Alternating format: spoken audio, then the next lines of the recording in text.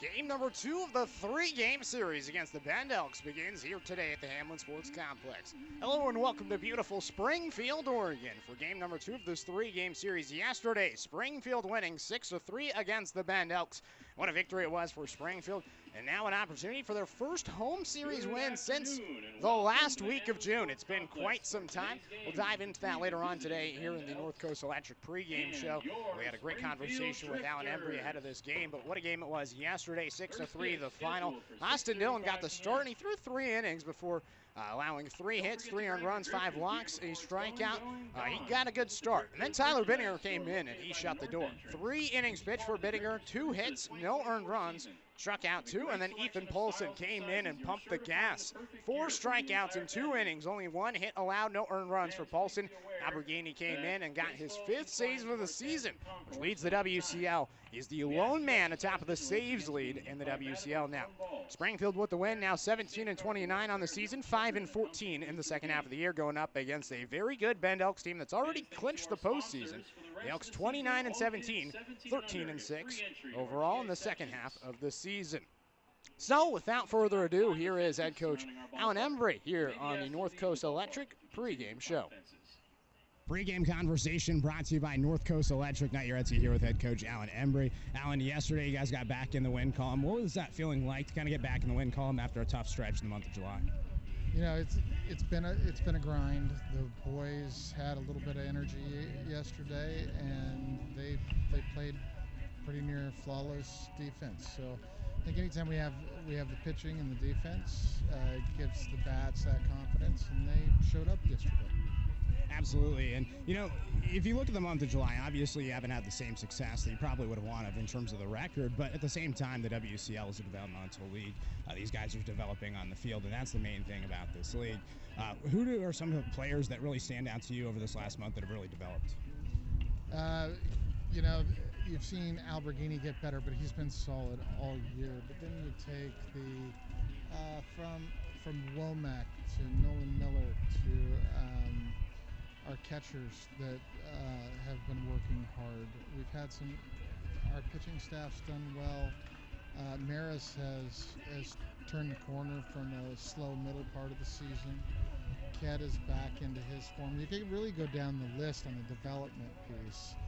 I think Sam Weber being able to be as flexible as he is. I don't think he realized he was that. I think he thought he was just an infielder. Now he's got the confidence to play the outfield as well. I can't single out one guy, but what I can say is that I've seen improvement from the start to the end. You mentioned a couple of guys I want to hit on. One of the guys is Elijah Maris. Since June 25th to now, he's raised his batting average from 167 to 304. What's kind of resulted in that change and that success at the plate for him? Hard work. I mean, he's coachable. Those are 2 really good ingredients to have in the development piece. I think it's more his mindset more than anything. I think he was giving some pitches away or chasing some stuff. What I believe he did was shrunk the zone a little bit and would take his walks because he couldn't have a pitch to drive, sort of thing. You also mentioned Sam Weber. He was a new addition to the team kind of a couple of weeks ago. You also got Chase Nye in the mix, Nate Stevens here. What's it kind of been like trying to formulate this roster towards the end of the season and just trying to find enough pieces to play? We've got the pieces to play. It's a matter of how quickly they'll mesh together and play. I think right after the All-Star break, as soon as we had a little bit of change, I'd say 3 or 4 guys, it changed the complexity of our team. We were going really well into the break, felt really confident, and then boom. And it's taken some time. Usually it's that break-in period in the first 10 days where everybody mixes in, and it seems like it was the middle of the season for us, and it didn't bode well for us. It certainly did not, but you know, it seems like the success is starting to come. 2 wins in the last 3 games for you guys, and a large reason why is Chase Nye. I mean, he's had 2 hit performances in the last 3 games. He's really been a contributor. You got to work with him a little bit at Bushnell this past year. What led you to bring him on, and how has he found success here in the WCL? I mean, he was in town. We needed a body. He played really well as a freshman for us at Bushnell, and then He's just that guy that wants to be out there, wants the touches. He's hungry, and this time of year it's kind of hard to find the hungry player. So he's a perfect fit. We were talking about it a little bit before those games against the CCL Showcase team and how those games were potentially an opportunity for you to look at some of those players and try to sign them towards the end of the year. And that's certainly been the case. A couple of new pitchers added to the team. What really stood out to you for those players that you saw in that game, and what made you want to bring them here to Springfield? Well, Dylan, he's got a tremendous arm. He's got the length. The ball gets on you. It was a matter of getting him in the zone. I think we took a step in the right direction yesterday with that. He had a rough one up in Portland, but he's rebounded from that. You got Diego, who's got good stuff. I think he's more of a long reliever for us. And then Wyatt's got a little bit of funk to him, and he's left-handed, so it's been fun to watch. You got 8 games left in the season. It's the final stretch. In your eyes, what is success in these last 8 games? As long as we keep throwing a competitive product out there and we have a chance to win at the end of the night, whether we win or lose, as long as they know we're there, that's all that matters to me. Lastly, you're going for your first series victory in the month of July. It's been quite some time. The last week of June was the last time you guys won a series. You have the opportunity to do that here today against Bend. What's it going to take to get it done?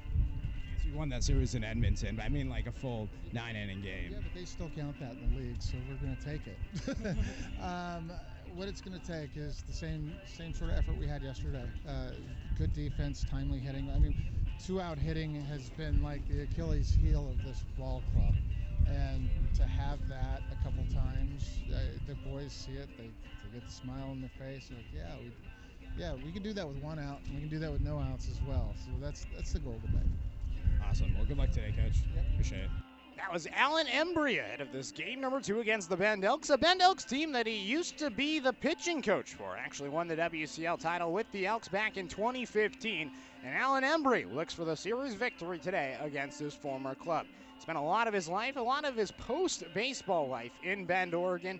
Now here in Springfield, his first season as the head coach of the Springfield Drifters. That'll do it for us on the North Coast Electric pregame show. We'll have the starting lineups coming up right after the national anthem here on the Drifters live stream.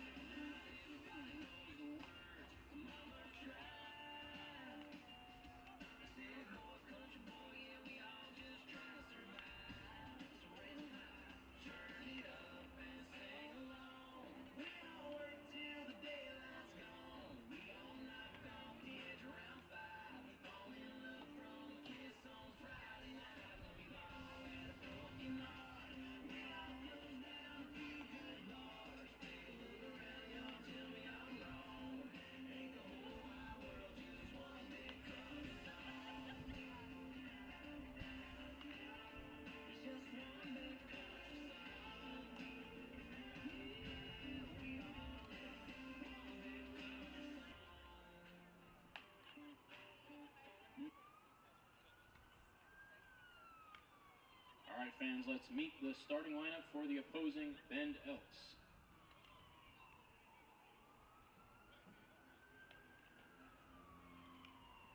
Leading off, the center fielder from Iowa Western, number 21, Josh Wakefield. Batting second, the right fielder from Oregon State, number 24, Easton Talt. Batting third, the second baseman from Cal State San Marcos, number 10, Luke Reese. Batting fourth, the DH from Liberty, number 26, Easton Amundsen. Batting 5th, the left fielder from Portland, number 13, Jace Miller. Batting 6th, the first baseman from Barton, number 4, Dryden House. Batting 7th, the shortstop from Portland, number 6, Vinny Salvione. Batting 8th, the catcher from USC, number 27, Johnny Elliott. And batting 9th, the third baseman from Seattle, number 2, Tyler Peterson.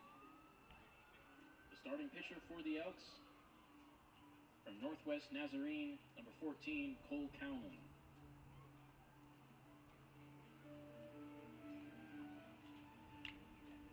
Managing today's game for the Elks, Alan Cox, assisted by Johnny Kemp and Wes Harper. If you want to see the full team rosters, head on down to the merchandise booth to pick them up. Today's game is officiated by Dana Cruz and Ryan Zielinski.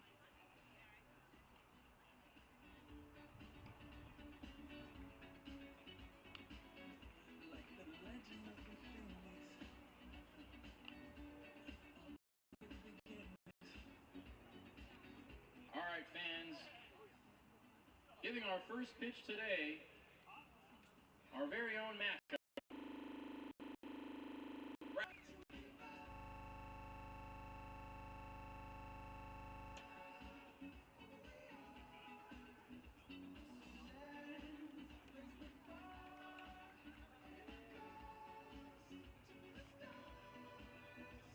Great job.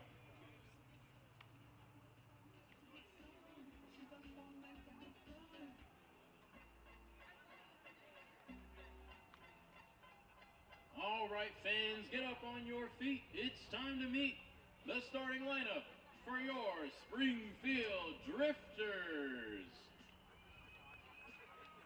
Leading off, the left fielder from Portland, number 7, Justin Sukata.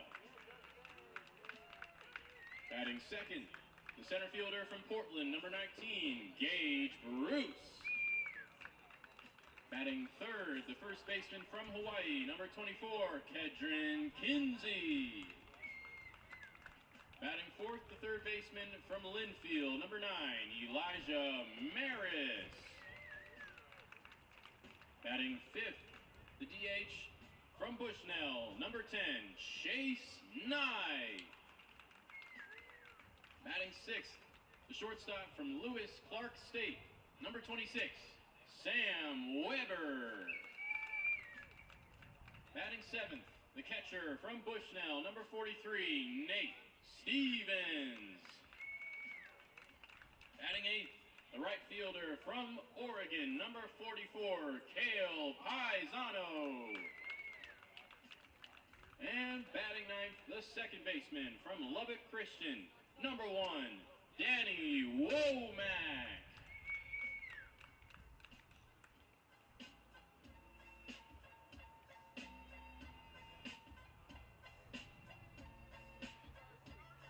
Starting on the mound for the Drifters, from Oregon State University, number 11, Chase Reynolds. Managing today's game, Drifters skipper Alan Embry, as assisted by Leo Rivera, Matt Hubbs, Rocco Ferrari, and Sam Olson.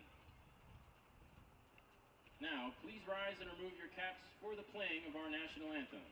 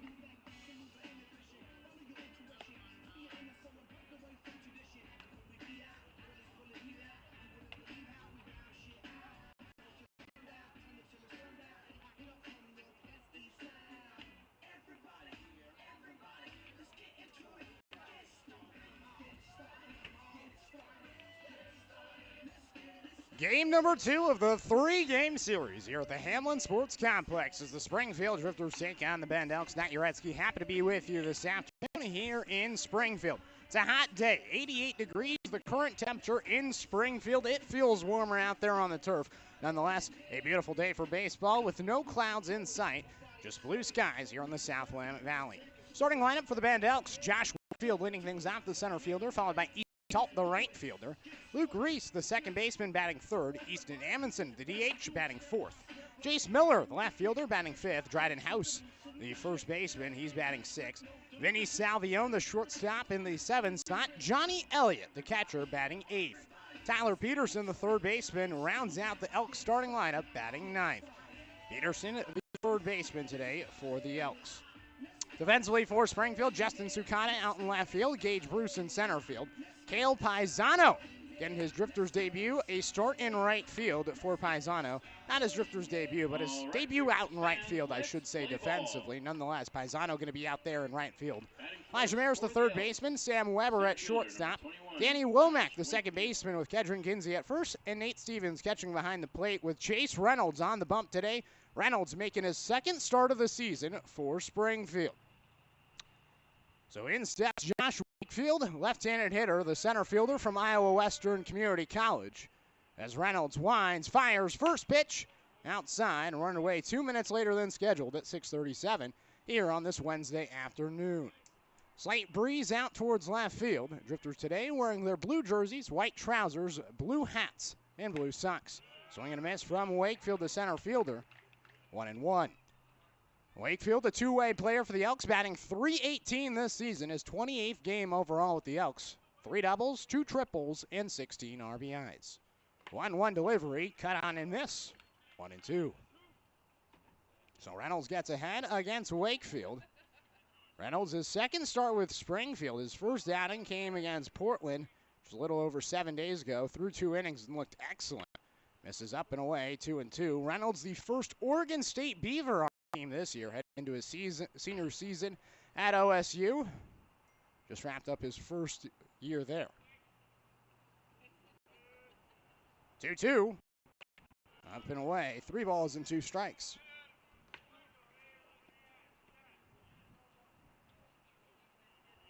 So a full count now to Wakefield, the leadoff hitter for the Elks here in the top of the first inning. Pitch from Reynolds. Spoiled foul by Wakefield.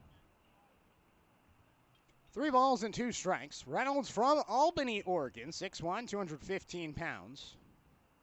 The right-hander started his career in Albany at Lynn Benton Community College, staying in Benton County and now playing for the Beavers. Payoff pitch, popped out of play. Well, I shouldn't say staying in Benton County. Community College is Lynn Benton Community College, but it is in Lynn County, not Benton County. But close enough. I mean, it's right off the 34. You go a little bit north. You're in South Albany, kind of in between Albany and Corvallis. All relatively around the same area. Payoff pitch, up and away, and it's a walk to Wakefield to start. A heck of an at-bat for the center fielder. Salo runner at first, nobody out, 0-0 the score, top of the first inning. And now Easton Talt to the plate, facing off against his teammate, Chase Reynolds. 2 of them both played at Oregon State this past year. Talt with 9 starts, 20 appearances in his sophomore season.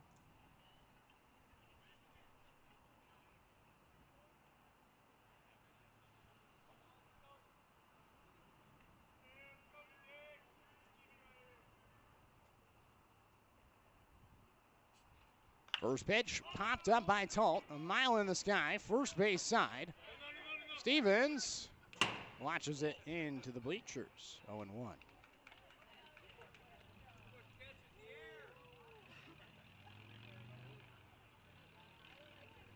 So no balls and 1 strike, runner at first here on the top of the first. Talt, originally from Everett, Washington, went to Sunrise Mountain High School before heading off to OSU in Corvallis. Throw back towards first. Back there safely is Wakefield. This is an Elks team that is second in the WCL in stolen bases this season. And Wakefield, he's responsible for 10 stolen bases this year. The Elks, a total of 118 stolen bases this season. Quite a remarkable number. The 0-1 pitch. Reynolds misses high. 1 ball and 1 strike. So Reynolds' first outing against Portland, he only faced off against 9 batters. Through 2 innings, allowed 2 walks, no hits, no runs. Struck out 1, but looked the part in his first outing of the summer. 1-1 pitch. High once again, 2 balls and 1 strike.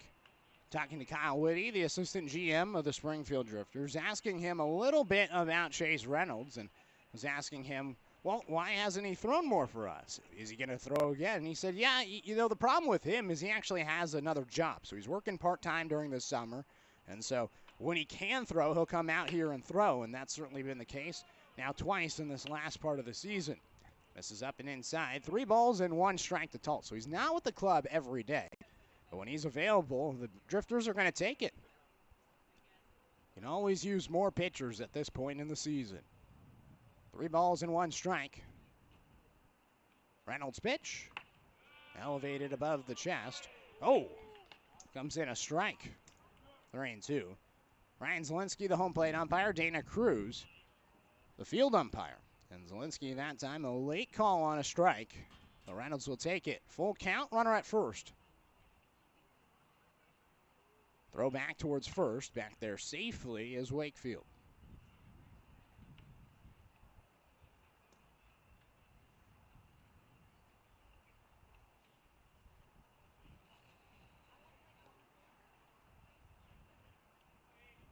The 3-2 pitch, runner on the move, and the pitch is high. And back-to-back walks put 2 aboard for the Elks.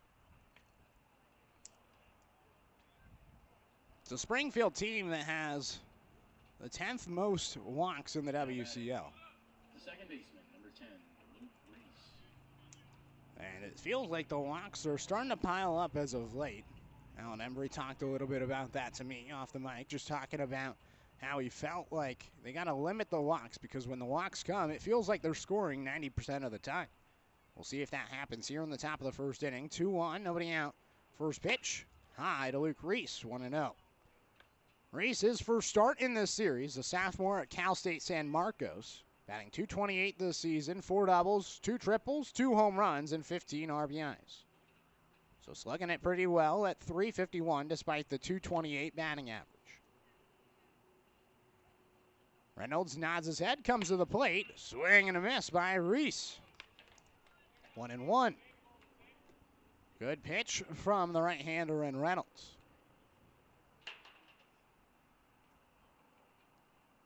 Wind starting to whip out towards left field. That's consistently where the wind's been this season. 1-1, high, 2-1. And it definitely is a right-handed hitter's ballpark. Of the 8 home runs I've seen here at this ballpark this season, all of them have gone to left field. Trying to remember the last time I saw a home run go over the right field wall here at this ballpark. It might be Jack Thompson. From 2 years ago, maybe? 2-1, high, 3-1. Colby, how about you? How many home runs have you seen to right field at this ballpark? Not many, right? Amundsen, yeah, kind of like right center, yeah. Not too many now towards right field.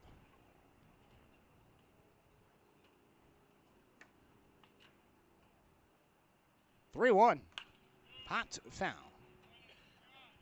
3-2. I think you're right. I think Amundsen might be the only one. He kind of hit it like dead center, a little bit off to the right. Wasn't fully to the right field. Nothing in the bullpen for sure. So another full count with Reynolds on the mound. Runners dancing around. Payoff pitch. Swing and a miss. A strikeout for Reynolds. As he gets his first out and his first strikeout on the same pitch. Now batting the DH, number 26, Easton Amundsen. It's now Easton Amundsen coming to the plate. As mentioned, hit a home run here earlier. That was in the first series of the year. 7-5 victory for the Bend Elks all the way back on June 7th. One of the early season games. First pitch, jammed up, fouled back by Amundsen. 0-1.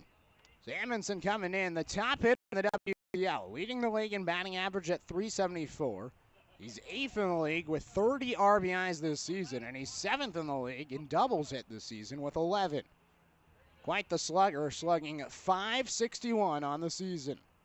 The 0-1. Elevated above the chest. 1 ball and 1 strike. A lot of pitches for Reynolds here in this first inning, all the way up to 22. This will be his 23rd of the inning. So another long first inning for a Drifters pitcher. Yesterday it was 27 pitches for Austin Dillon. Reynolds 1-1, runners on the move. Pitch inside, throw down to third by Stevens.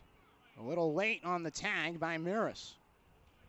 So both runners advance. Wakefield a stolen base to his name. Talt another stolen base to his name. Talt this season actually leads the WCL in stolen bases. Just took the title from his teammate Vinny Salvione. Both of them tied at first place entering the day. And now Talt alone first place, passing Salvione, his teammate.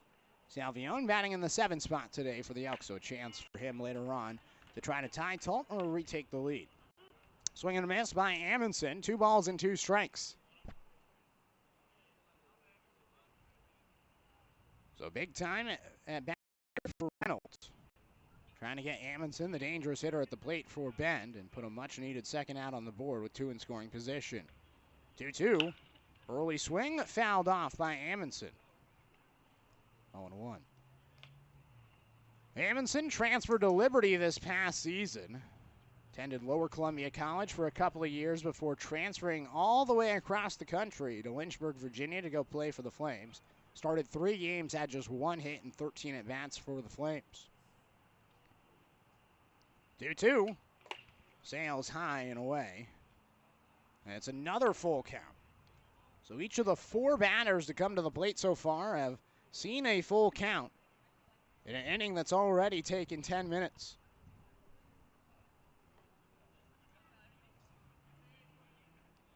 Payoff pitch. Popped out of play, foul. And Amundsen's battling at the plate. This will be the 8th pitch of the at-bat. This is the second 8-pitch at-bat of the inning for Reynolds.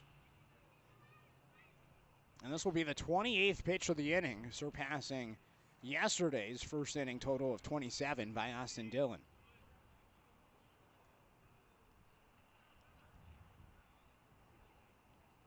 Payoff pitch. Jammed up and fouled off. Amundsen 3 foul-offs with 2 strikes.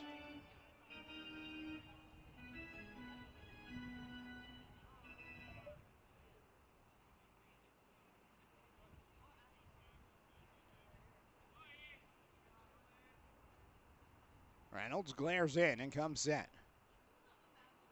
Payoff pitch. Elevated, it's another walk. Whew. What an inning for this Bend Elks team that comes in 4th in the WCL in walks this season. Now up to 252 as a staff. Now batting the left fielder, number 13, Jace Miller. So bases loaded, 1 out. And the next pitch from Reynolds will be his 30th of the inning.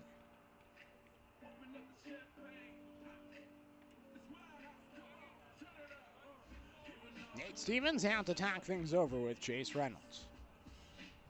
And yesterday, a 6-3 victory for Springfield. Chase Knight, a 2-for-3 day with an RBI, 3 stolen bases, a walk and a run scored. He was the player of the game after a couple of nice plays defensively as well at third base. Nye gets the day off in the field, but he is the DH today for Springfield. Nye will bat 5th, and his hot bat looks to stay hot here today. 3 straight 2-hit performances for Nye, the infielder from Bushnell. So here's Jace Miller, the former Drifter. First pitch to him with the bases loaded, taken for a strike. 90-mile-per-hour heater from the right hand of Reynolds, 0-1. So that was the 30th pitch of the inning for Reynolds. Still no runs coming into his name. The 0-1 delivery. Off the edge of the plate. 1 ball and 1 strike to Miller, who's batting .293 this season with the Elks. Had a big day yesterday. 2 RBIs, a double, a sacrifice fly, and a walk. And his return to the Hamlin Sports Complex. 1-1. Inside. 2 balls and 1 strike. Been a walk-filled inning for sure. And Alan Embry talked about it beforehand, talking about how he needed to limit the walks today, at least his pitching staff does. Reynolds gets back in the zone, able to connect with the upper outer corner, 2-2. They haven't done that so far. Yesterday it was 5 walks to Austin Dillon, the starter. That was across 3 innings, and really a majority of them came in the first 2. Chopper to the left side. Maris watches it, bounce foul. And he's thankful he does, because at third base was Josh Wakefield taking off towards the plate. If that stays fair, then that's a run in for the Elks. They can take the lead. Reynolds looking to get out of this inning unscathed. He has an opportunity, even though it's been a long inning in terms of pitching. He has an opportunity here.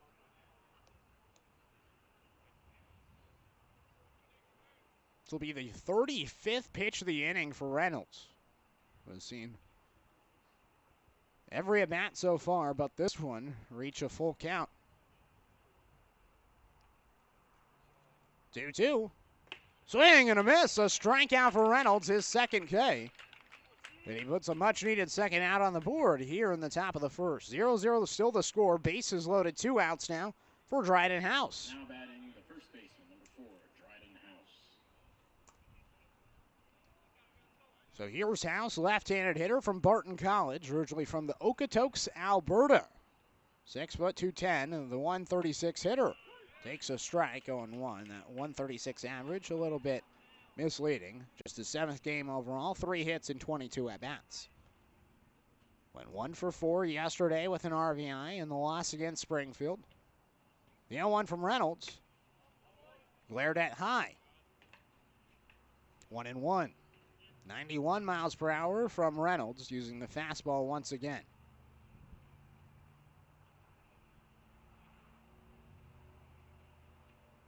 The 1-1 pitch. Jammed up towards the left side, past the diving Maris. Weber slides and keeps it in the infield, but only 1 run will come in thanks to the diving play by Weber. And the Elks take the lead on the infield single by Dryden House.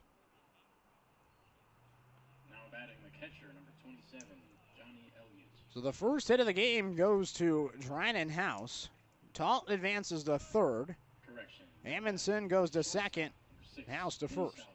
So here's Vinny Salvione. Bases loaded, 2 outs here in the top of the first. 7th batter of the inning for the Elks. First pitch, taken below the knees. 1 ball and no strikes. So Reynolds had 2 walks his first outing against Portland. This year at Oregon State, walks were certainly the issue. 10 walks to 5 strikeouts across 4 1/3 innings. The 1-0. Popped in the air towards left field. Back a few steps is Sukata. Now he comes in a few steps and makes the catch for the final out.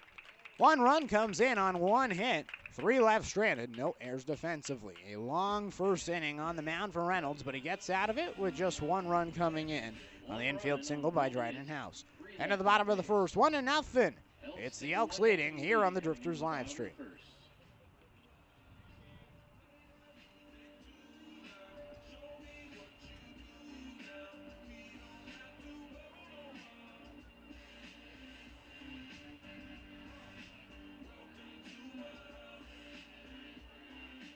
Looking for dinner, a snack, or something sweet?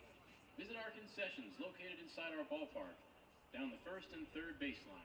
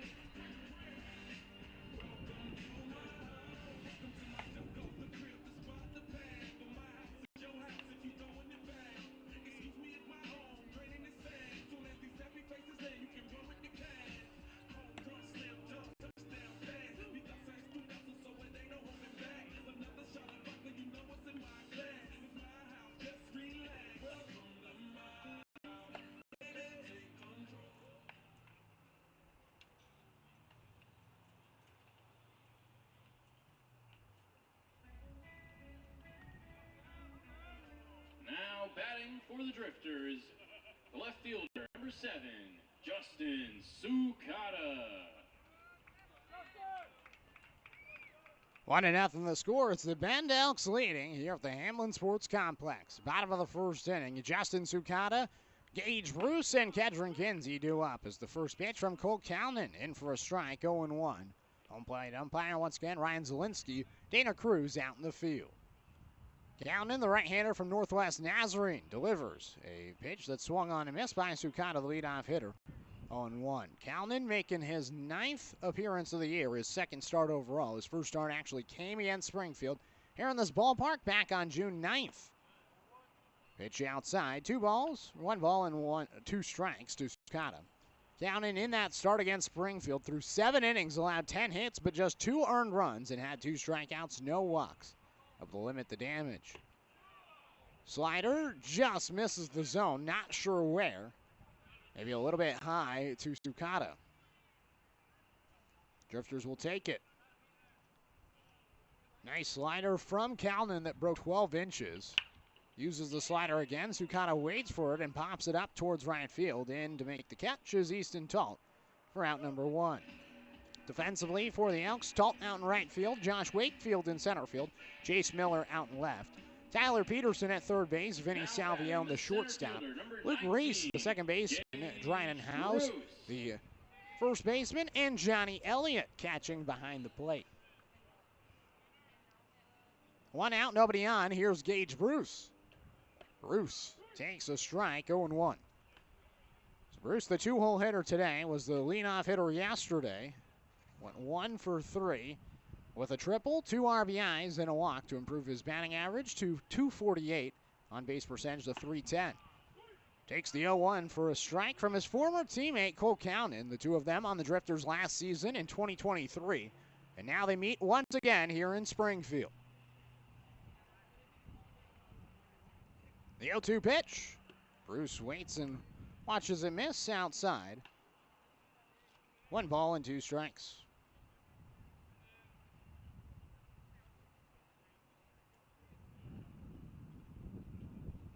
1-2 to Bruce. Popped in the air towards left center field. Miller in. And he makes the catch for out number 2.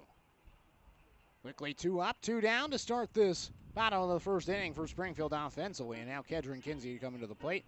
Elijah Maros, Chase Nye, Sam Weber, 4-5-6. Nate Stevens, Cale Paisano, and Danny Womack, 7-8-9 in the Springfield order. So here is Kedron Kinsey.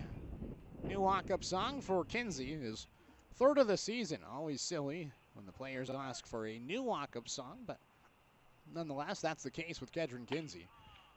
Takes a strike from Cole Calnan. Calnan this season has been successful for the Elks. 2-1 his record, a 2.76 ERA. 15 strikeouts and just 4 walks in 26 innings. Calnan misses outside. 1 ball and 1 strike to Kinsey. Former WCL South All-Star, where he went 2 for 4 with the South team in the All-Star game back in mid-July. 1-1 pitch to Kinsey. Dribbler to third, and it's foul. 1-2.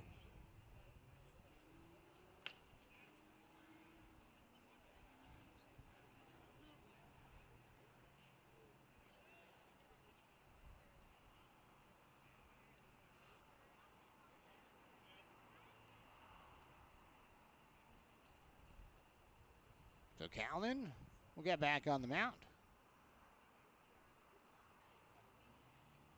The 1-2 pitch. Kinsey launches towards left center field. Going back is Wakefield. He looks up, and it's gone! Kedron Kinsey, big fly. His 3rd of the season. And Springfield's on the board. It's 1-1. 96 off the bat, 382 feet to left field. And Kedron Kinsey has the Drifters' 10th home run of the season. Batting the third baseman, number 9, Elijah Maris. How about that? Kedron Kinsey, first home run at home in quite some time for this Drifters team. And now Elijah Maris will dig in, who also has 3 home runs this season. Maris shows bunt, bunts it foul up the third base side. 0-1. Happy for Kedron. Kinsey hit a home run out in Edmonton back on July 21st. His home run before that was also on the road. That was in Yakima Valley that first weekend of the year. The team had recently learned of Tommy Richards' departure and that Alan Embry would be the head man. Maris swings and misses the ball in the dirt. No ball, 2 strikes to Maris.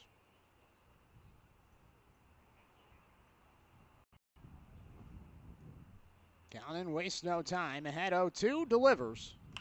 And it's fouled away by Maris. So Maris batting .304 this season. As mentioned, 3 home runs. Team lead in RBIs at 20. 8 doubles, a triple for Maris. The 0-2. Chases the ball down and away. Callan gets his first strikeout. But the Drifters strike and score 1 on the solo shot by Kedron Kinsey. 1-1 the score as we're heading on to the second here on the Drifters live stream. 1 run on 1 hit and no one left on base as the Drifters tie it at 1 heading into the second inning.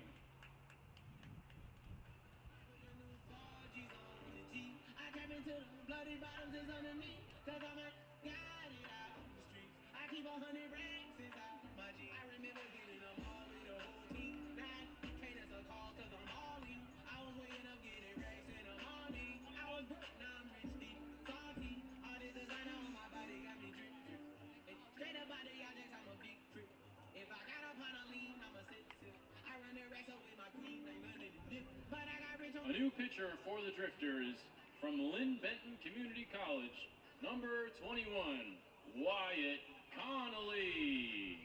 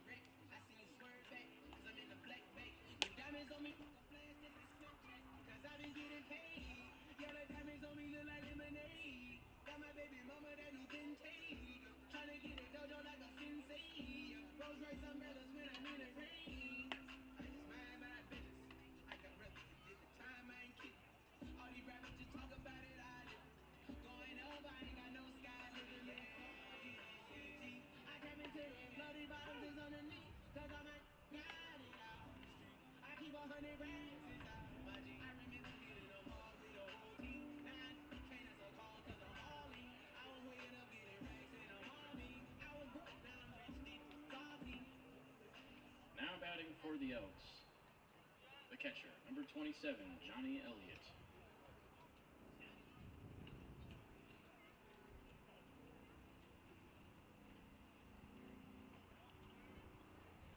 Johnny Elliott coming up to the plate here in the top of the second inning. Wyatt Connolly, the new pitcher in the game for Springfield. The spot comes to the plate.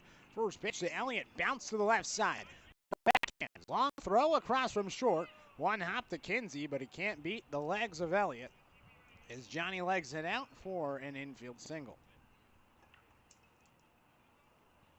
So Connolly comes in for Chase Reynolds. Reynolds just 1 inning. He threw 40 pitches, allowed 1 hit, 1 run, 1 walk, and 2 strikeouts, and that was it for Reynolds. In a rough first inning, you allow just 1 run and 1 hit, but your day is done after 40 total pitches. My goodness, a long first inning. Bunt shown, bunted foul behind the plate by Tyler Peterson. 0-1. So a runner at first, nobody out. Here in the top of the second, 1-1 the score. Bend taking the lead on an RBI infield single by Dryden House. Springfield answering in the bottom of the first inning with a solo shot by Kedron Kinsey. Connolly throws back towards first. Back there safely is Elliott.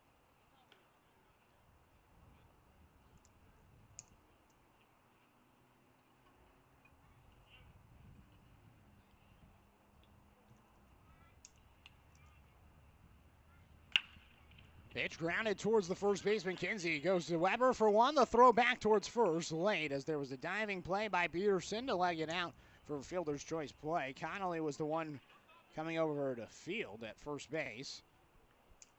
But Elliott out at second on the fielder's choice play. 3-6. And one out here on the top of the second. Now Josh Wakefield coming to the dish.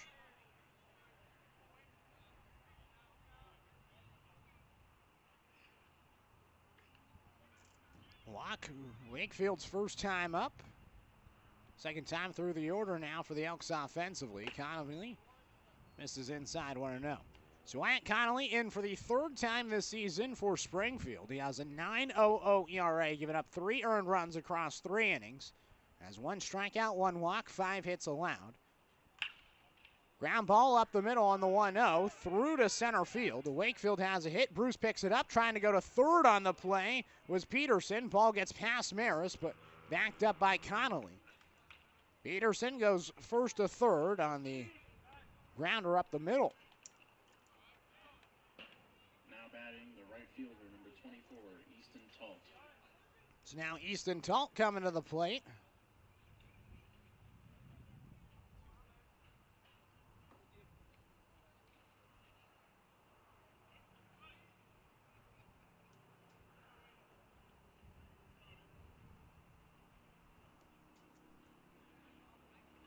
Talt walked his first time up, and advancing to second on the throw was Wakefield, so 2 in scoring position. Talt shows bunt, bunts it foul.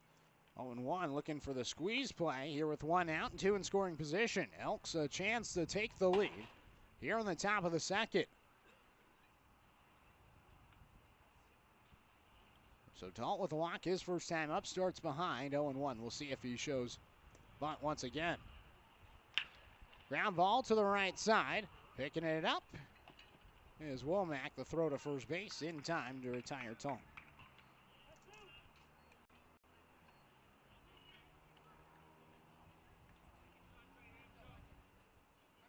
Now batting the second baseman, number 10, Luke Reese.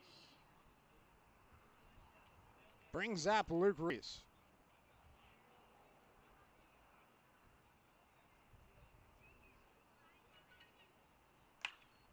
Pitch fouled away. 0-1.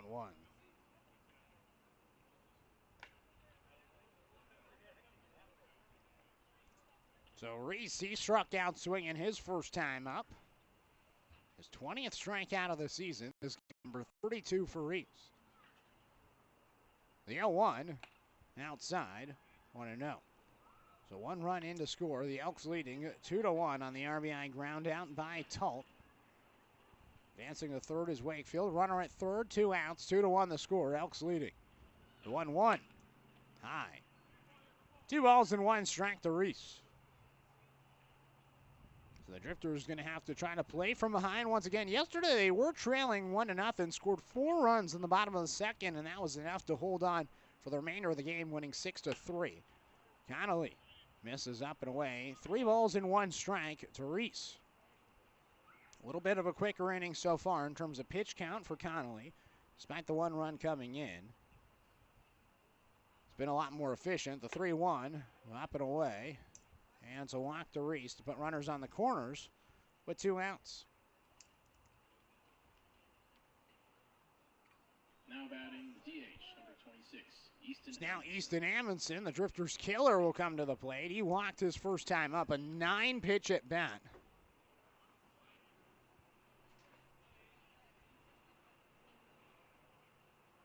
And now he's on to hit here with runner corner.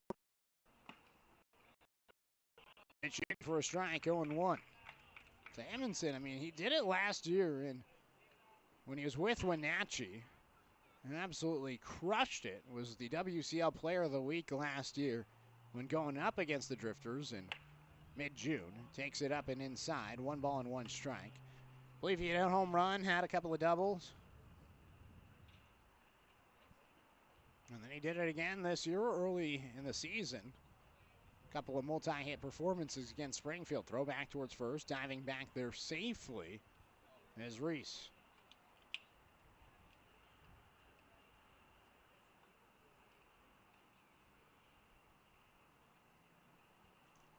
The 1-1. In for a strike. 1-2. So Connolly a strike away from getting out of this inning with just the 1 run coming in.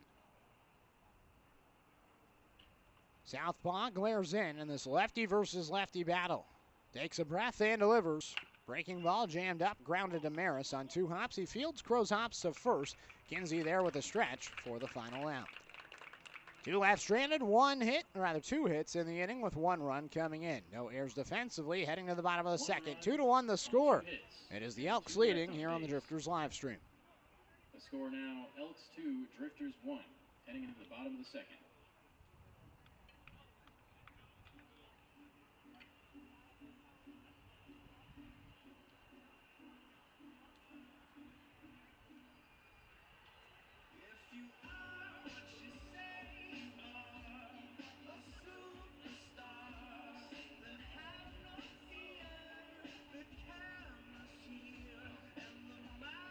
To grab your Drifters gear before it's gone. Visit the Drifters merchandise store located by the north entrance and be part of the Drifters crew for the 2024 season. With a great selection of styles and sizes, you're sure to find the perfect gear for the entire family.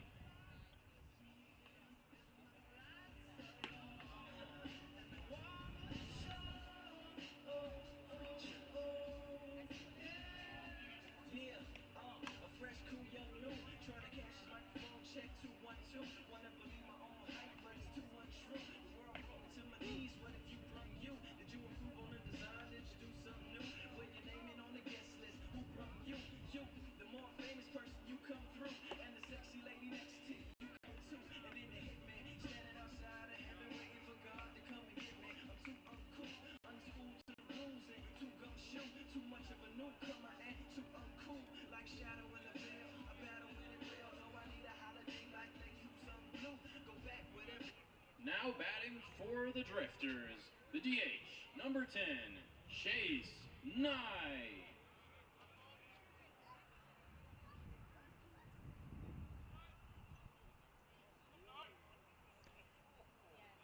Bottom of the second inning, first pitch to Chase Nye, sliced into left field. Chase Nye stays hot.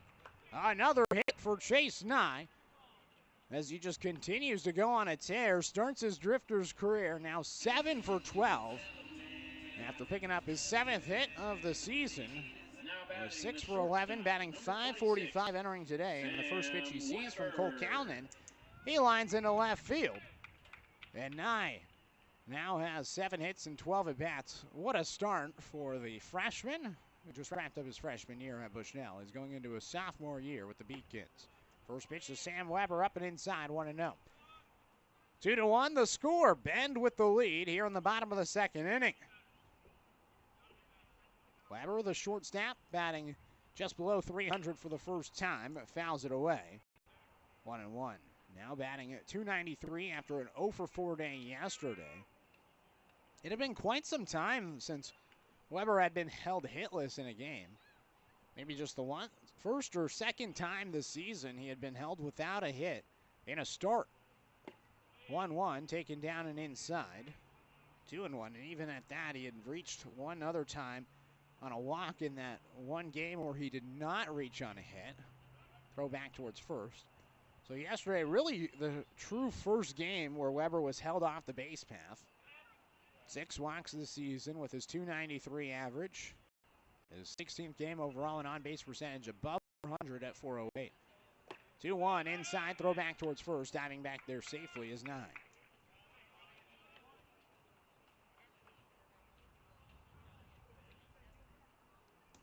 So 3 balls and 1 strike to Weber. Runner at first. Nye, in the 4 games, he has 4 stolen bases, including 3 yesterday. 3-1. Weber waits for an off-speed pitch, pops it up in the infield. Right side, House, the first baseman, makes the catch for out number 1.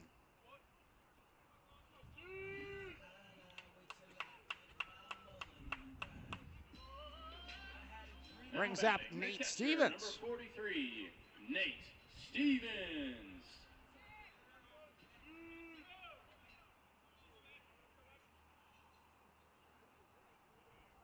Runner at first, and the first pitch to Stevens. He lines into center field. Stevens picks up his 5th hit of the season. He's now 5 for 17 and has returned to Springfield, as the former Drifter has been turning it on a lot more successfully here in 2024. And now Kale Paisano will come to the plate. Paisano batting just .071, 1 hit in 14 at-bats, looking for his first hit in the month of July. Has not had a hit since playing against Cowlitz back on June 30th. First pitch, Paisano takes a strike, 0-1. So Cole Counting through 17 pitches in the first inning, allowed 1 run on the 1 hit by Kedron Kinsey, the solo home run. And now allows 2 singles. Has 1 out, though, here in the bottom of the second. 2-1, Elks leading. Paisano takes a strike on a slider that broke 14 inches into the inside part of the plate. 0-2 to Paisano, who's heading off to the University of Oregon next season from Clackamas High School.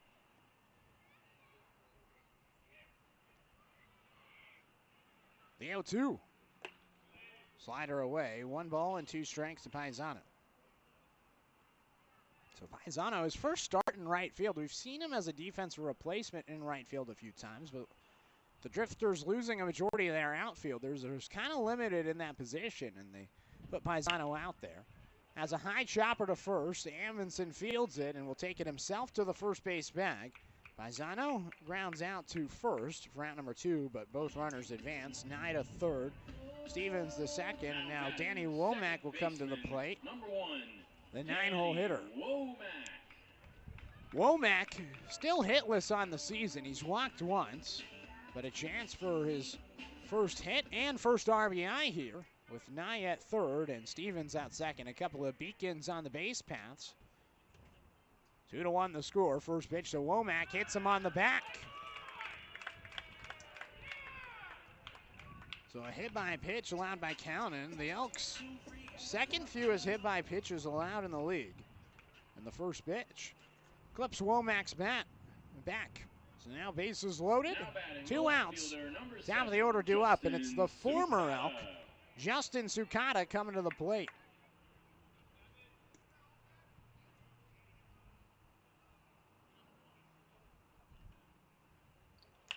Sukata swings and pops up the first pitch he sees towards the shortstop Salvione. He backs up and makes the catch for the final out. So that'll do it for the Drifters. 3 left stranded after 2 hits, no runs and no errors. And none to the third inning. 2-1 the score. Elks leading here on the Drifters live stream. Heading into the third.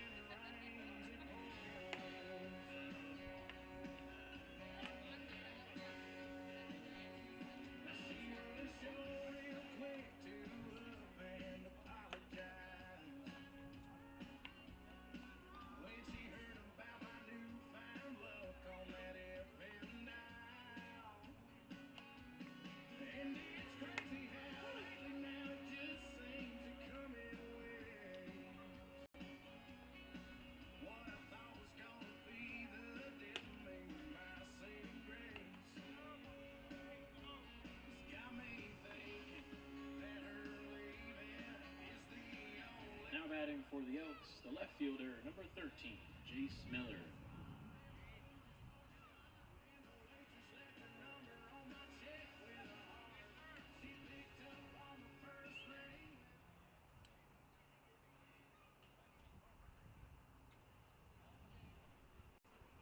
Wyatt Connolly back out there for inning number 3 as the left-hander fires high to Jace Miller, 1-0.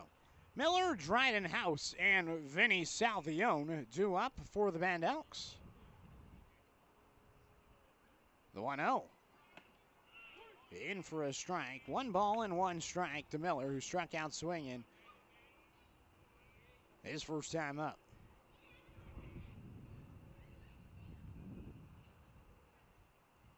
The 1-1. Belted in the air. Pretty deep. Out towards left field. So long. Jace Miller. Electric off the bat. 99 miles per hour exit speed. 366 to left field. And Miller gets his 3rd home run of the season. And the Elks extend the lead. It's 3-1. Now batting the first base. I mean, you could just hear it off the crack of the bat. Miller launched that one to left field. And something's in the air today. We're getting some home runs hit here at the Hamlin Sports Complex. Springfield, 7th in the league and fewest home runs given up. But they give up their 15th of the season, and the Elks get their 16th overall. The Elks 6th in the league coming in home runs hit, and Miller launched that one. So now 1 ball and no strikes. The pitch from Connolly inside. 2 balls and no strikes. House an RBI single and an infield hit to the shortstop Weber, his first time up.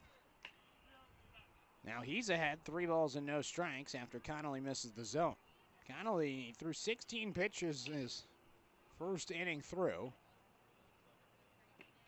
And now has a 4-pitch walk to House after giving up the homer.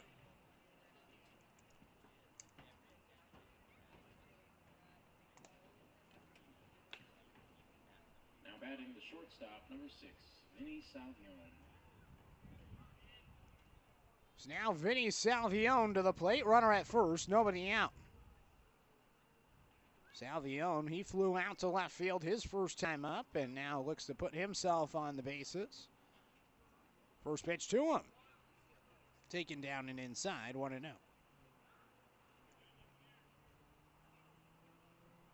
Salvione trying to get on base so he could steal a base. He's now 1 stolen base behind his teammate Easton Tout. Chops it on a few hops to Weber. He shuffles over to 2 for 1. Womack's throw to first won't be there. He decides to hold on to it with Salvione's speed.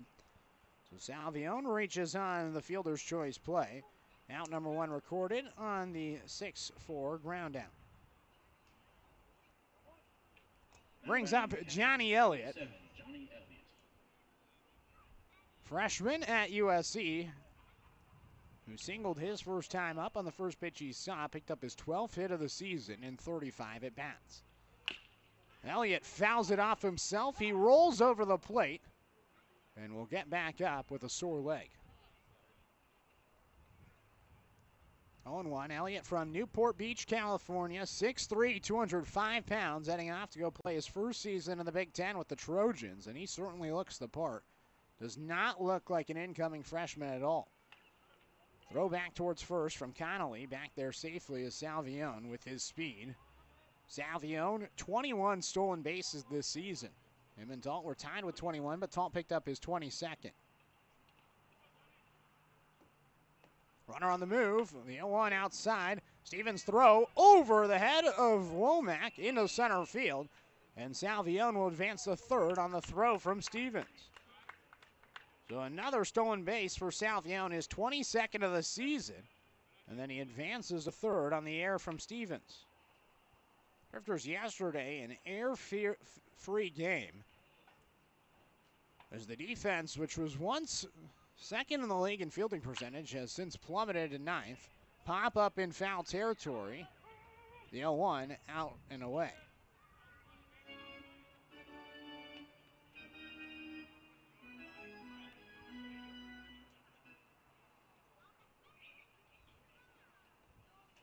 1 ball and 2 strikes to Elliott. Runner at third, 1 out, 3-1 the score. Elks leading.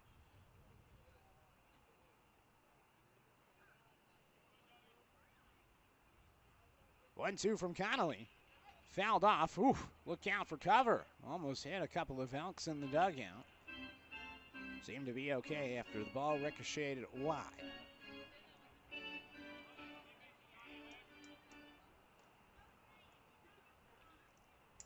So 1 ball and 2 strikes.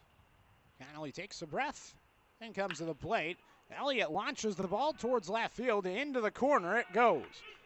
Elliott digging for 2. Sukata picks it up in the corner, throws it into Weber, but standing up at second with an RBI double is Johnny Elliott, and it's 4-1 Elks. Now batting the third baseman, number 2. Second hit of the inning brings in the second run of the inning, and the Elks aren't done yet. Runner in scoring position in Elliott, with the 9-hole hitter Tyler Peterson coming to the plate.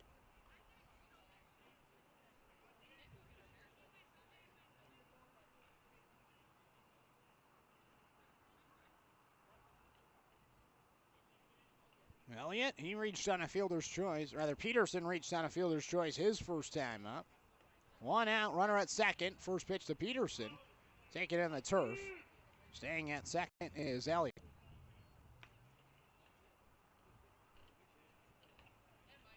Nobody warming up in the Drifters bullpen as of right now. 2 runs have so far come in this inning. 1-0. Taken up and inside. 2 balls and no strikes to Peterson. Left-handed hitter from Seattle University, originally from Fox Island, Washington, out near Gig Harbor. Peterson, a transfer from Lower Columbia College, up to Seattle U. 2-0. Peterson takes inside. 3 balls and no strikes. Connolly, the left-hander, actually from Lyons, Oregon, same hometown as Brandon Stinnett, the second baseman yesterday for Springfield. Just wrapped up his first year at Lynn Benton, and he misses high to Locke Peterson.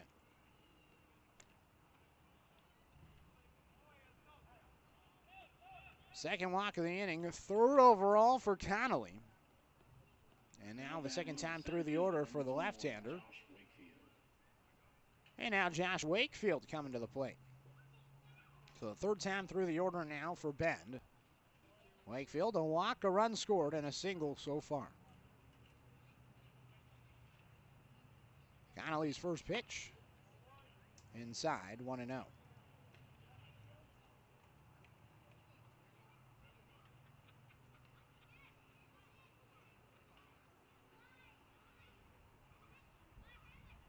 One out from Connolly. Grounder foul. 1 ball and 1 strike to Wakefield. Had a really good season offensively at Iowa Western. Was looking at his stats earlier today. .393 this past season with 32 RBIs, 12 doubles, 3 home runs, and 2 triples at Iowa Western CC in Council Bluffs, Iowa. 1-1 in for a strike, 1-2. Iowa Western, one of the top JUCOs for collegiate baseball, I will say. Seen their name a lot, probably because of the location being so close to Omaha.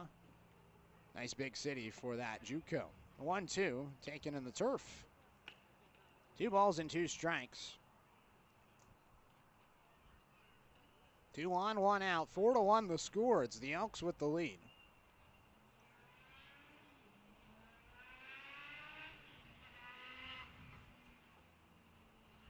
Connolly comes set. 2-2. Wakefield takes down and away. 3 balls and 2 strikes.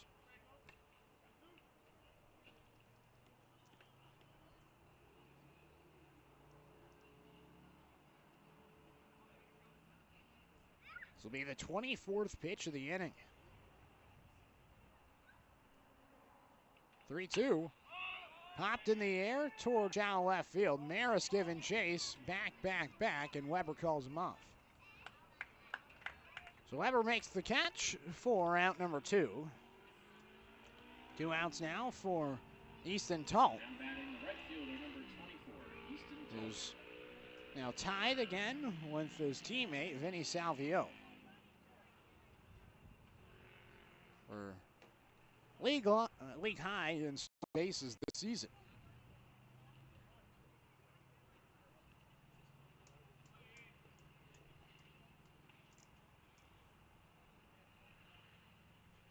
First pitch, swinging out of his shoes.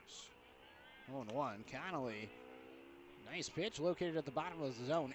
16 inches of horizontal break. I mean, it just was a straight up slider that never broke vertically. The 0-1. A little bit high, 1-1. Maybe you could classify that as a sweeper. No vertical break. A lot of inches of break, though.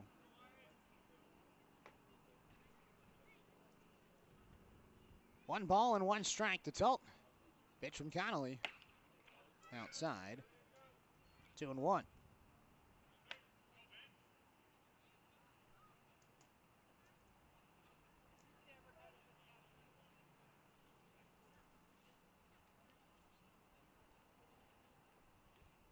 Peterson at first.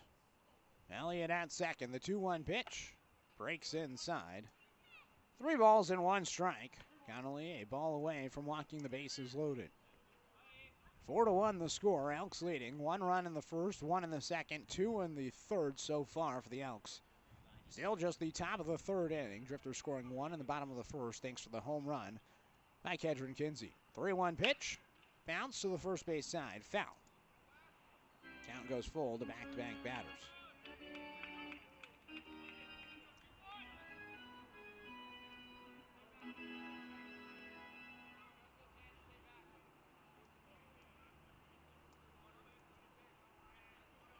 This will be the 30th pitch of the inning. 3-2. High.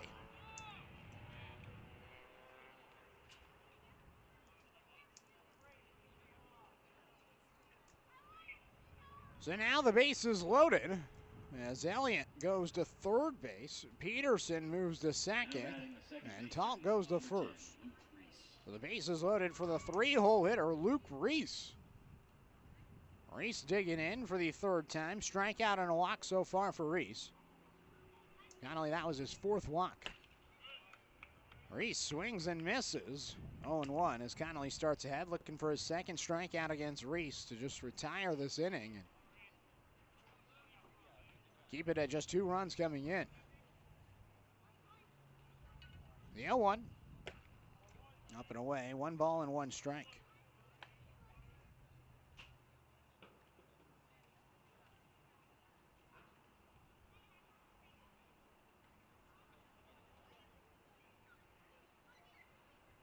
The 1-1 pitch. Popped in the air towards right field. Paisano lost it for a second. Now finds it for the final out. That'll do it for the Elks in the inning. 2 runs come in on 2 hits and 3 left stranded. Heading to the bottom of the third, 4-1 the score. It's the Elks leading here on the Drifters live stream.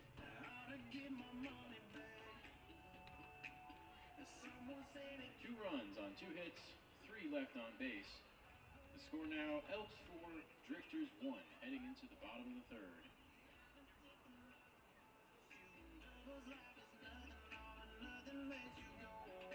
Fans, please be aware that baseballs can fly into our stands and concourse at any time. We ask you exercise vigilance against being hit by batted or thrown balls. Parents, please safeguard the welfare of young children accompanying you to the game. Stay up to date with the Springfield Drifters all season long by following your team on Facebook, Instagram, and Twitter at Drifters B-Ball. You can also follow us on YouTube at Drifters Baseball and on TikTok at Springfield.drift.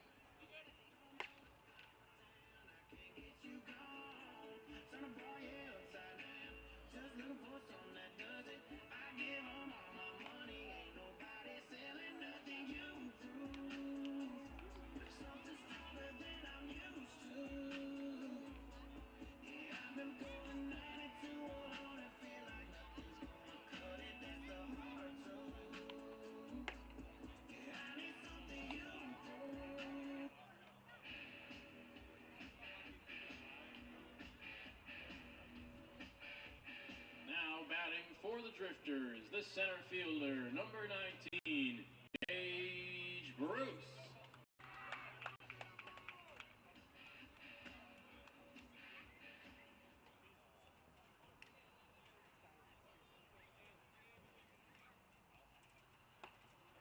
Gage Bruce swings and misses on the first pitch to him. 0-1. Out of the third inning, 2-3-4 to up for Springfield. As Cole Cowden goes back to work, the former Drifter. That was his 31st pitch, his 32nd. Outside, 1-1. Cowden, he's allowed 3 hits, but just 1 run. It came on the home run by Kedron Kinsey at the bases loaded last inning, but got out of it with a pop-up to Justin Sukata. 1-1, Bruce takes off the edge of the plate. 2 balls and 1 strike to Bruce, who flew out to left field his first time up. Officially over an hour into this game. It's been a long first couple of innings. Over an hour through 2.5. Pitch outside, 3 balls and 1 strike from Cowden.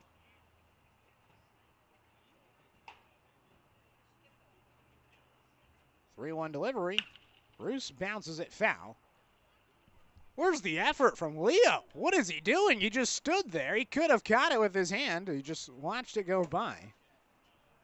You'd expect more for the former baseball player who just wrapped up his career at LC State.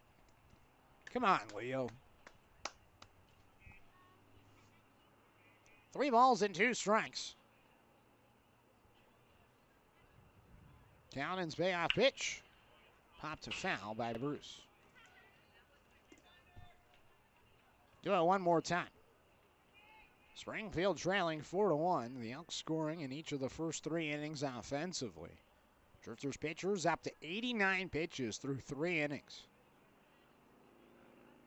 3-2.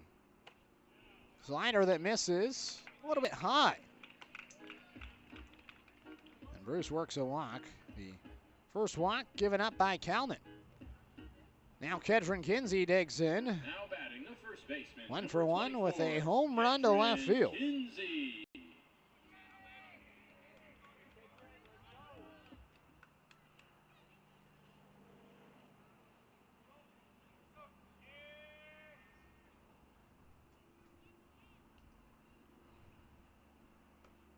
First pitch to Kinsey, taken for a strike on 1. So a home run for Kinsey, his first time up, his 3rd of the season. And now an exclusive company, him, Andrew Ghana, and Elijah Maris with Cade Chris all tied for 2nd place all time in Springfield Drifter history in home runs in our career. Pitch in the turf, Bruce advances to 2nd. And now Kinsey a chance for another RBI. So that's home runs hit in a career. Now in just the season alone, Kinsey and Ghana as well as Maris all tied for 2nd place in that. First place held by Dominic Hellman, the power slugger from the University of Oregon. I just remember when Tom got to the ballpark, I mean, it was much anticipated back in that 2022 season. He was the top shortstop available in the state of Washington, and we were really excited to see him here in Springfield. 1-1 high, 2-1, and the reasoning why is because he was a 6'6", 245-pound shortstop, and we were like, no way a kid is that big playing shortstop. We got to see him, and we heard about his swing. He got to the ballpark, and man, he was popping it everywhere, over the wall, off the wall. I mean, just raw speed off the bat as Kinsey takes down low, 3-1. And then we saw him field, and we were like, okay, maybe shortstop isn't the position for you. And that's not a negative, but we just felt like he was probably better suited over at first base or third base. It just felt like he was more comfortable at the corners than he was up the middle. A lot more airs up the middle, and so they decided to move him towards that corner infield spot. Cowden fields a bouncer right off of him, and Kinsey's retired on the ground out back to the pitcher. So now a runner at 3rd, 1 out, and here's Elijah Maris. Strikeout swinging, Maris' first time up.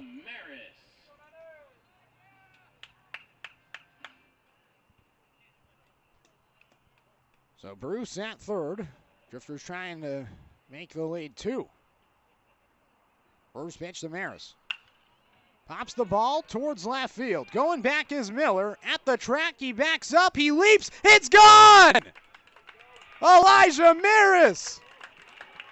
His 4th home run of the season, and speak of the devil, he ties Dominic Hellman's record for most home runs hit as a Springfield Drifter.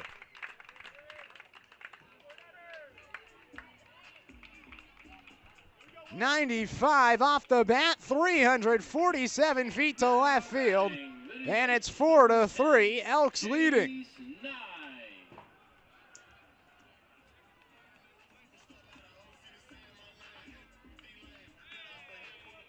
Two RBI home run, and the Drifters back in this game. It's a 1-run game.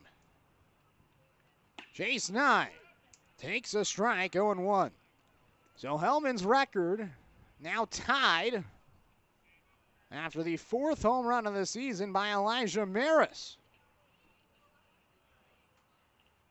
The 0-1. Nye launches it deep in the air towards right field. Going over and making the catch in right center field is Wakefield for the second out. Well struck by Nye. He hit it .323, but it just hung up enough for Wakefield in center field. And now 2 outs in a 1-run game here in the bottom of the 3rd. And now Sam Weber will dig in.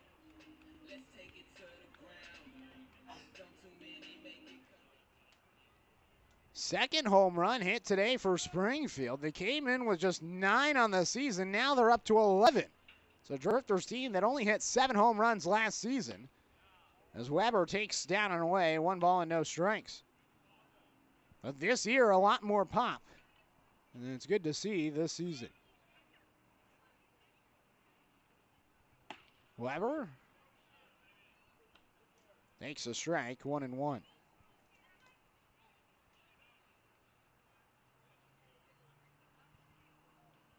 So Weber 0 for 1 with a pop up to the first baseman, House. Takes off the edge of the plate. 2 balls and 1 strike.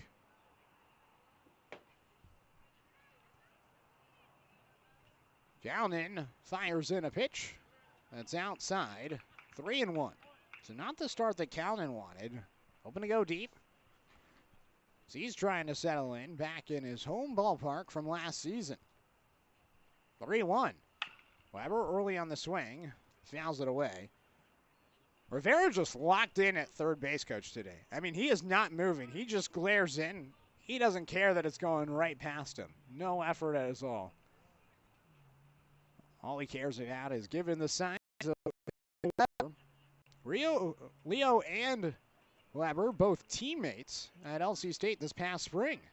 3-2, lofted over the mitt of Peterson, the third baseman, down the left field line. Weber's going to try for second and now takes a turn back towards first. Now goes to second as the ball gets away from Reese. Now Weber up to third base. Throw goes to third, and Peterson gets it, but Weber ends up at third after the single and then error.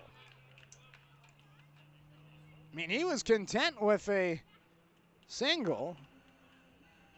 Started going back towards first base, and then he saw the throw miss the target, and he was able to advance all the way to third, and now the tying run 90 feet away from scoring, and Nate Stevens coming to the plate.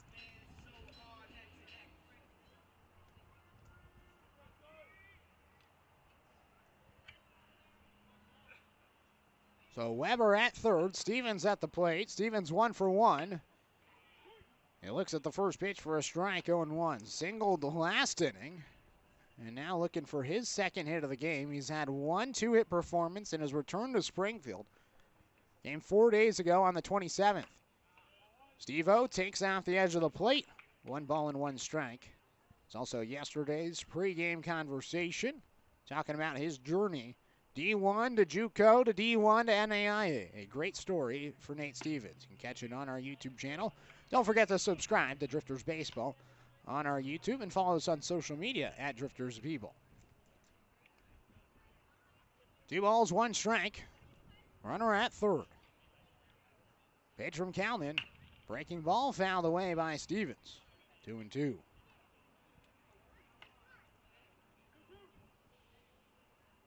This will be the 25th pitch of the inning for Kalman, who had 30 pitches through the first 2 frames.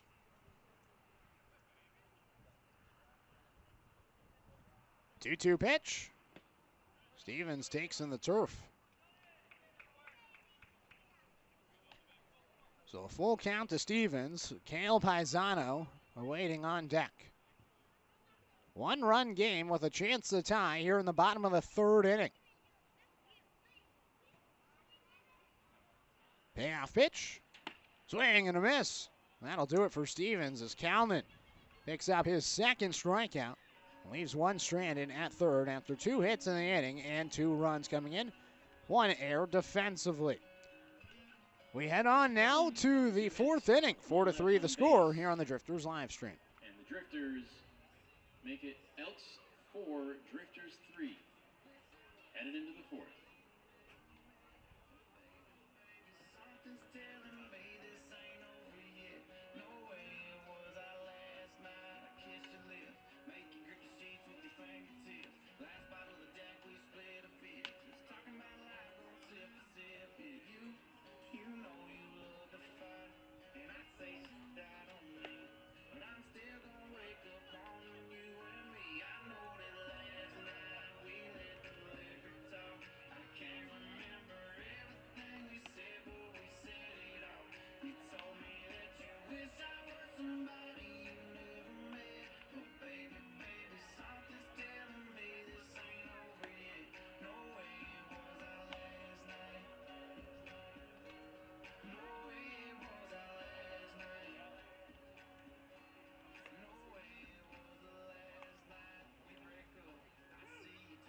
Fans, please give a congratulations to Elijah Maris.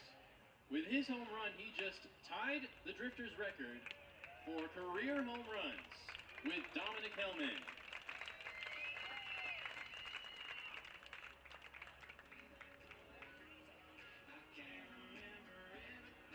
Now batting for the Elks, the DH, number 26, Easton Amundsen.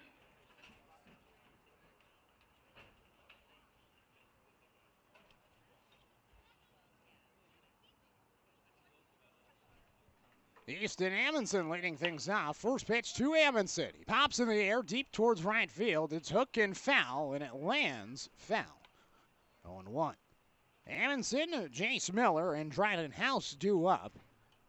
Big round of applause for Elijah Maris, who had tied the record set by Dominic Hellman for home runs hit in a Drifters uniform with 4. We announced that over the speakers. A big round of applause. Amundsen drills the ball towards right field.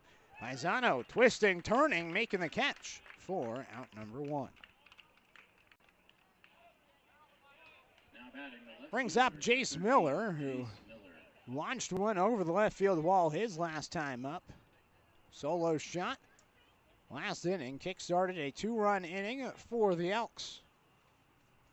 Connolly still out there after 49 pitches through his first 2 innings of relief work, and starts here in the 4th with 2 pitches and 1 out. Nobody on for Miller. First pitch to Miller. Breaks in for a strike, 0-1. Miller struck out swinging his first time up before the home run, which was his 3rd home run of the season. The 0-1. Down and inside. 1 ball and 1 strike.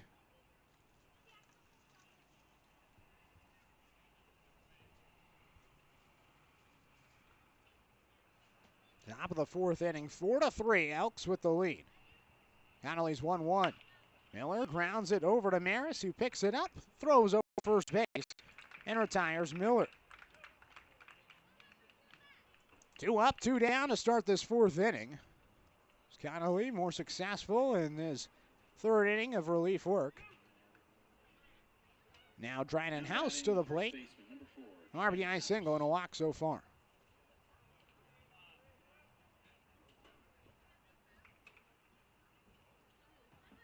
First pitch.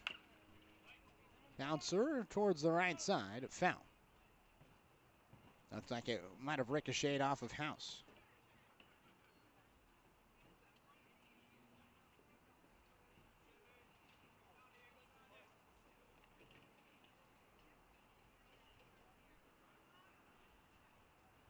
The 0-1.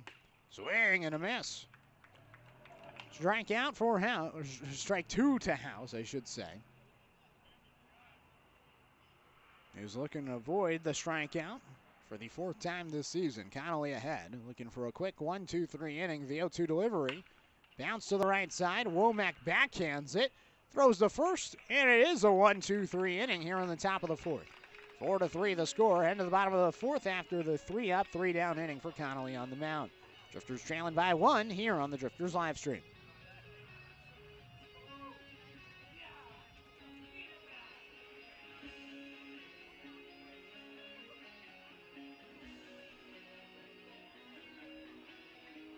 Elks go down in order, and the score still Elks 4, Drifters 3, heading into the bottom of the fourth.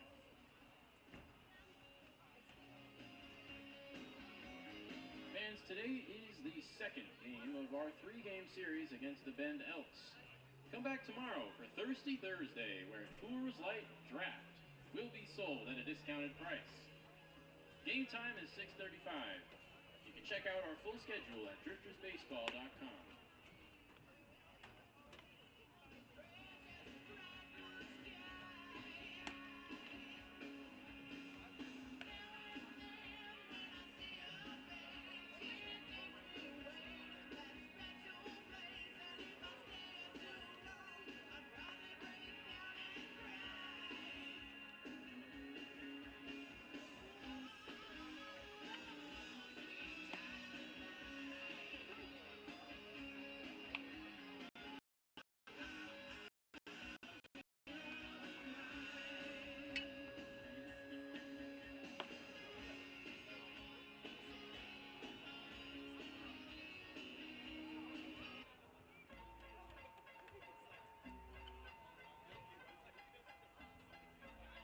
Now batting for the Drifters, the right fielder, number 44, Kale Paisano.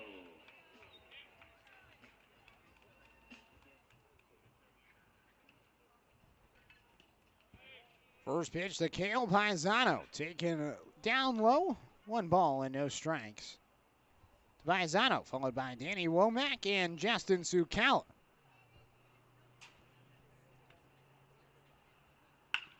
Ground ball to first, foul. 1-1. So Womack, Sukata 2 up here in the fourth after Paisano. Paisano 0 for 1, completing the second time through the order. Sukata, leadoff hitter. He'll start the third time through the order with Cole Cownan still out there. 4-3 the score. Paisano fouls it off. 1 ball and 2 strikes.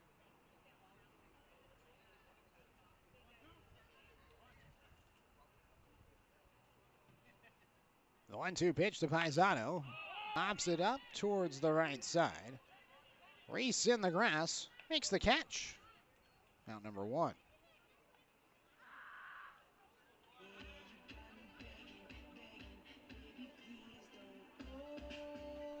So it brings up now Danny Womack. Now batting, the second baseman, number 1. Come to the plate Danny one time, and he Womack. got hit by a pitch his first time up on the first pitch he sung.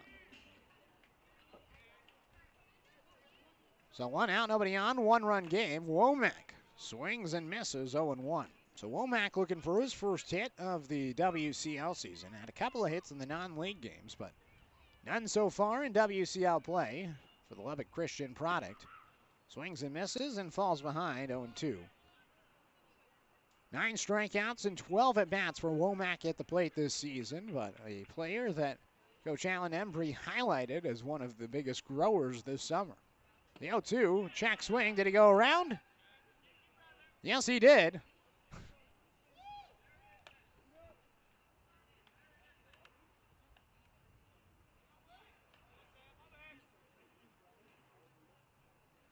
Strikeout to Womack. Number 7, Justin Sukata. Third strikeout for Cownan. 2 up, 2 down, and now the top of the order. Sukata to the plate, 0 for 2. He's looking for his first hit as a Drifter.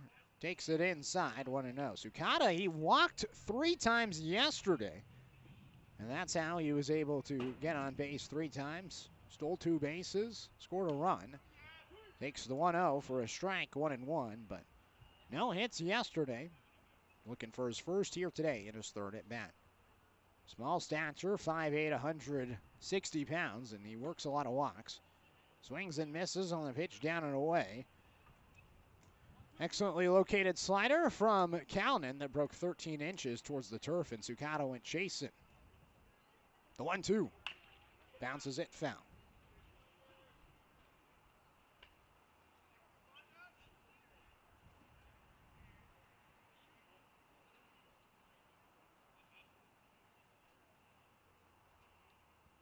One, two in the turf. 2 balls and 2 strikes to Sukata from the University of Portland. So a couple of pilots patrolling in the outfield today. Sukata and Bruce in left and center field. You also have Gage Bruce out in left, rather Jace Miller out in left field for the Elks. So a couple of pilots all around both sides. Foul off by Sukata. He stays alive. Feels like every season, see more and more Portland players in the WCL. It's really where they grow.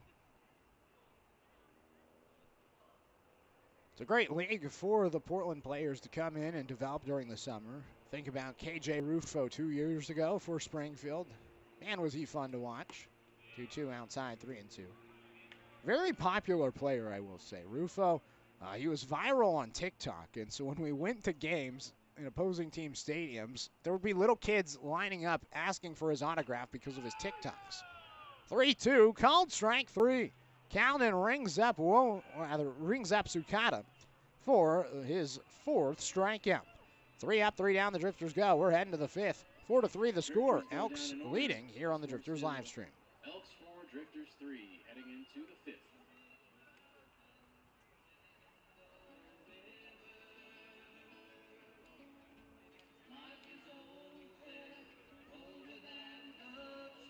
All right, Drifters fans, I'm on the field with Johnny and Blaine. Blaine, how old are you? 6. 6. Nice. Johnny, how old are you? 8. All right. Johnny and Blaine are late to their Drifters game, so they need to get dressed in their uniform as fast as possible, and we're going to see who can do it fastest. Okay, are you guys ready? All right, pick a pair of pants. You ready, set, go! Go, Blaine. Go, Johnny. Get those pants on. Oh, nice start, Johnny. You got it, Blaine. Keep going, keep going. Good work, Johnny. Keep going. There we go. Hold up those pants, Blaine. You got it. Keep going, Johnny. Almost there. You got it, Blaine. Come on. Go, go, go. Oh, no, he can't see. Oh, Johnny's got it. Nice job. Give it up for Johnny and Blaine.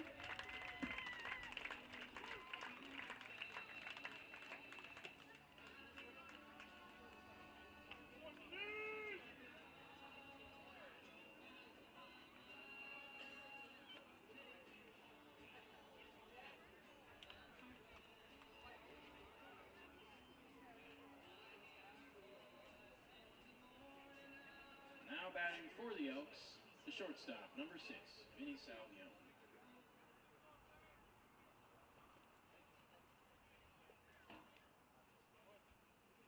Top of the 5th inning, 4-3 the score.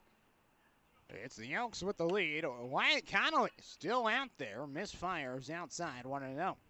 Connolly an 8-pitch, 1-2-3 inning in the 4th, and he looks to replicate it here in the 5th inning with his team trailing by 1. Been a good baseball game so far. 1-0, line down the left field line. If it's fair, it's down the line. It is fair into the corner. Just stays fair as standing up at second is Vinny Salvione. The stand-up double, and now the ball gets away, and now we'll go to third. So an error on the throw allows Salvione to advance to third. And now a runner at third base. Nobody out here on the top of the 5th inning. 4-3. The Elks leading and a chance for more with Johnny Elliott coming to the plate. Single and RBI double so far for Elliott.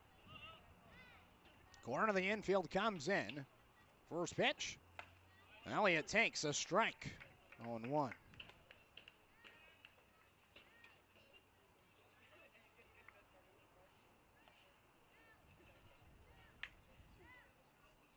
0-1. Elevated from Connolly, 1-1. It's now officially over 60 pitches for Connolly, the left-hander from Lynn Benton. Not a lot of work this past year at LBCC. Bouncer to the left side by Elliott goes foul. 1-2. Connolly at LBCC, just 3 appearances. He pitched in 3 innings, allowed 4 walks, 2 strikeouts, 1 run. It was unearned. And that was it for the Roadrunners. Part of that NWAC winning team this past year at LBCC. 1-2 pitch, high, 2-2. Ethan Buckley and Connolly worked together. Even when Connolly came in for his first 2 outings, he threw to Buckley. No Buckley now. He's gone for the summer. 2-2, fouled back. Do it again. Super excited, though, for Buckley. He's heading off to Gonzaga next year. Going to get that opportunity to compete in Division I baseball. Be the first South African to go compete at the Division I level. Pitch outside, 3-2.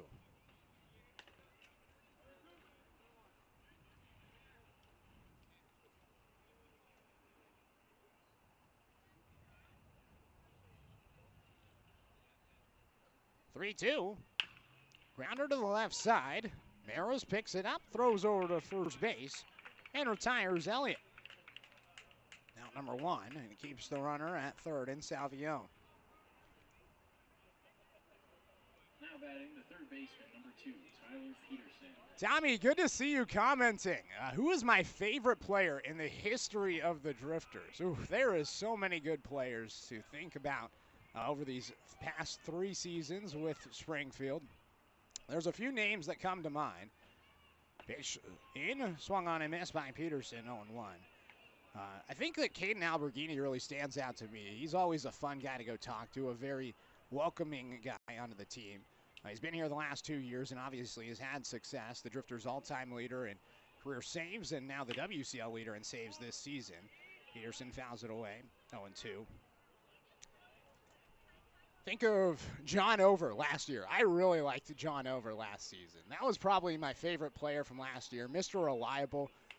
Just a great story, too, having that drift boat and taking players out in the morning to go fishing, or even not even just players, just having a small business and taking people out fishing on the McKenzie River, then coming to the ballpark and just having that hook of a curveball. So I'd say that him for sure. He's got to be up there. Cannon Reeder was a lot of fun, too. 2 years ago, he was a great time. Ball rocketed off the ground. Kinsey couldn't dive and catch it. It went right over to Womack. He threw it back to first, but beating it out as Peterson. And so he drives in Salvione. And the lead is extended for Bend. It is now 6-3. Now batting the center fielder. Make it 5-3. Josh Wakefield. As Josh Wakefield will come to the plate.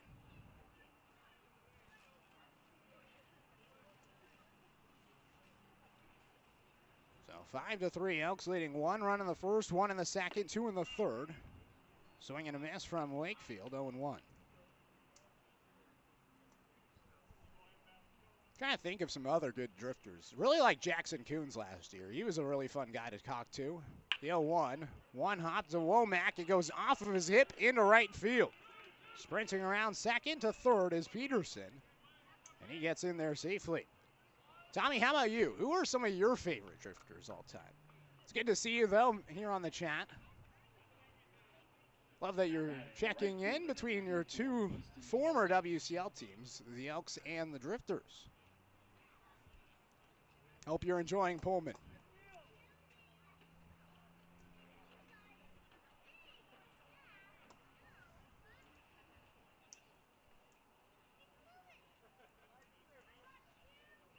So Easton Talt comes to the plate. Walk, ground out to second, and a walk so far for Talt, the Oregon State product.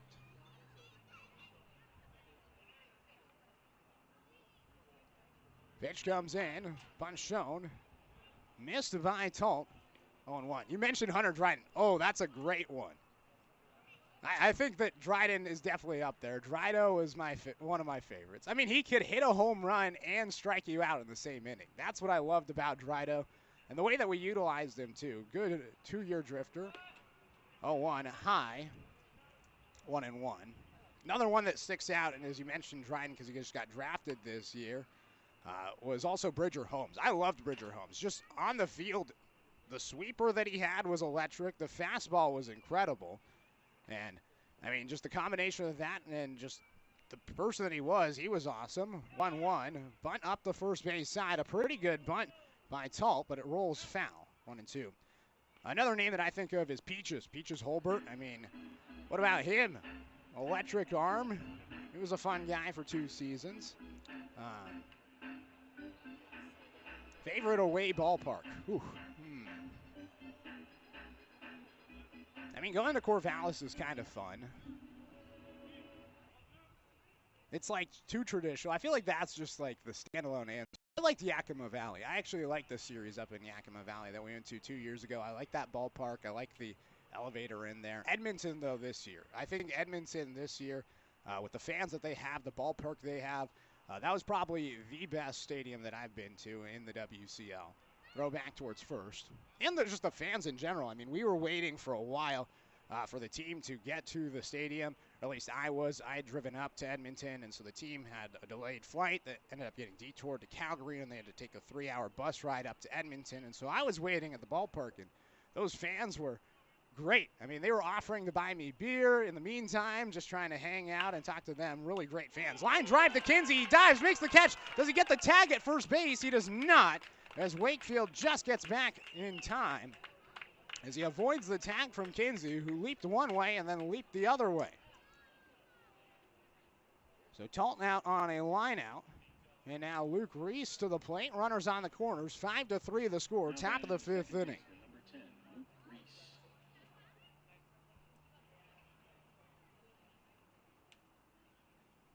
So here's Luke Reese. Strikeout, walk, and a fly out to right field.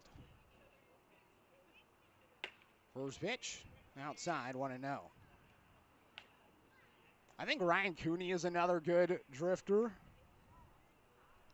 I thought that he just had a really good curve towards the middle part of that season last year before he broke his hand. Got hit by that pitch against Portland. But he was really, really good towards the end of his drifter's career, and he's another guy that stands out.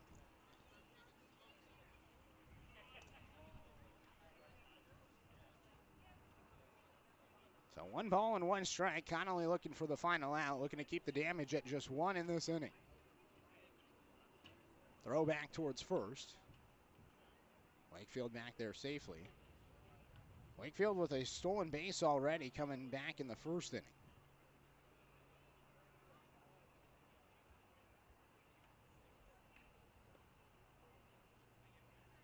One.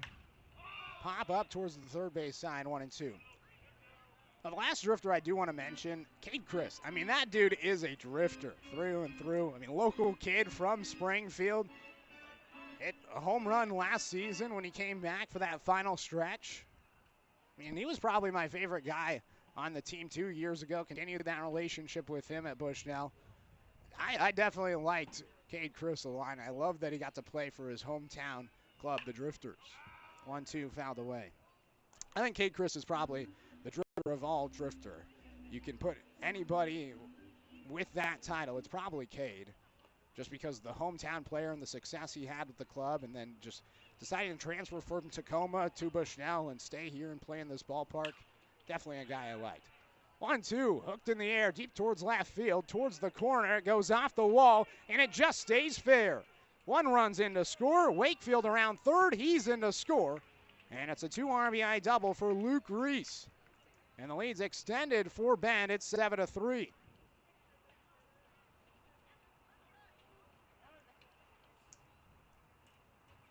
So the Elks pouring it on. 3 runs so far. And Alan Embry's coming out.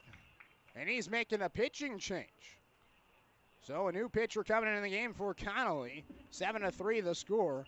2 outs, runner at second. And we'll step aside for a quick break. We'll let you know who the new pitcher is on the other half of this break here on the Drifters live stream.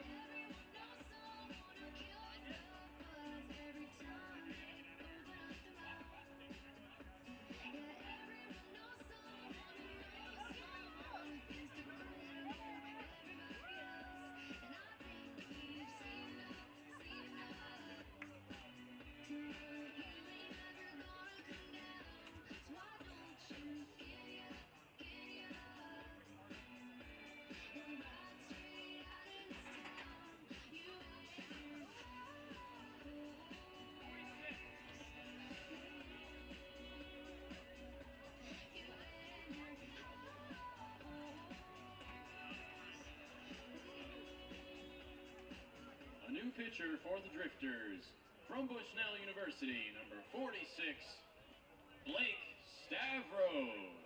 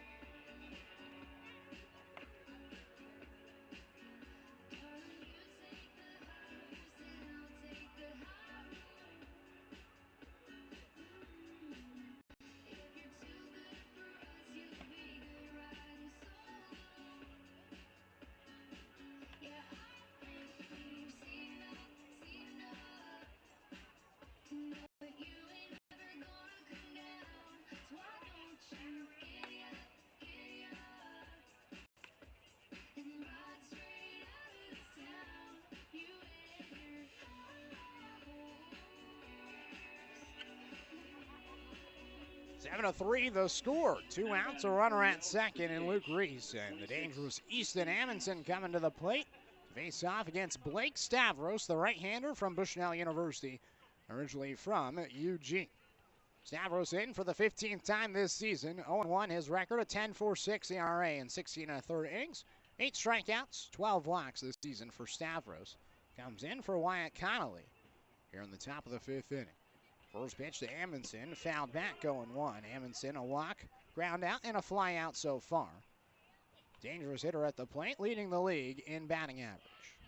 Chance to add on to his RBI total as well. 8th in the league in RBIs with 30. Has 31 waiting at second, but Stavros comes in. Going to keep the damage at just 3 after Connolly's exit.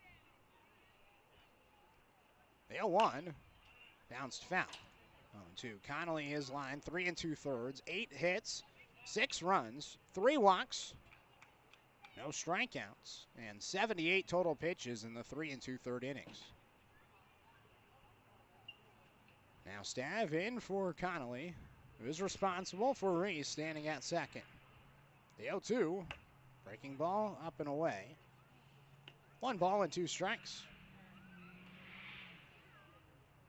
Oh, Tom, you mentioned Julian Hernandez. You know, that's probably my favorite. I know I say Cade, but Julian and I still stay in contact, and we are still talking with Julian going over to Oregon next season. Julian did it all in terms of just pitching and social media because he ran that first year. 1-2, grounder to the left side. Coming around third is Reese. The throw from left field from Sukata up the first base line, and in to score is Reese.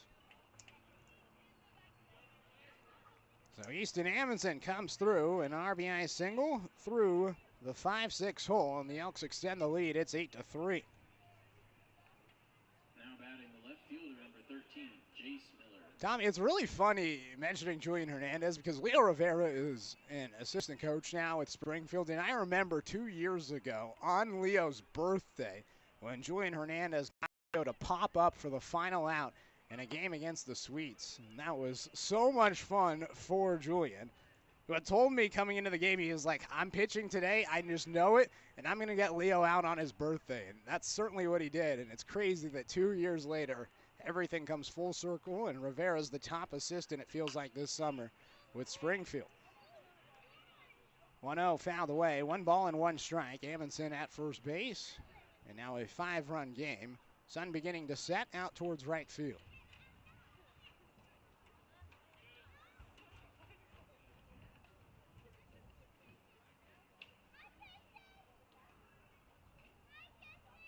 The 1-1.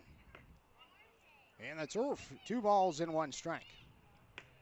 now officially 7 runs credited to Wyatt Connolly. So his final line officially 3 2/3, 8 hits, 7 earned runs, 3 walks, no strikeouts, and 78 pitches. 2-1 from Stavros. Launched deep towards left field. Jace Miller clears the fence for the second time today as he annihilated the baseball. 398 feet to left field. Into the parking lot it goes. And the lead's extended for Bend. It is 10-3. 100 off the bat. And it's the second home run of the game for the former Drifter back here at the Hamlin Sports Complex.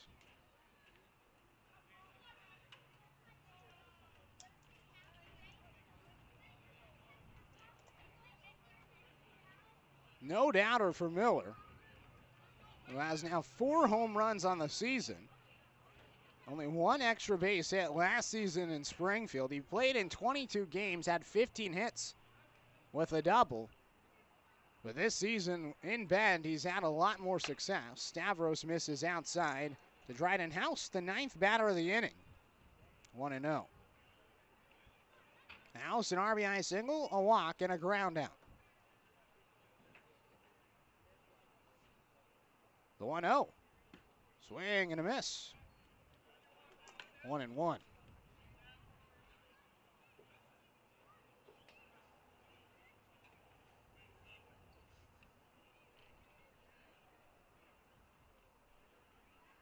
The 1-1 pitch from Stavros. Line towards center field. Bruce can't catch up to it, and it drops down for a base hit for House. So the Elks bat through the order. And Vinny Salvione, who led off this inning with a double, will come to the plate.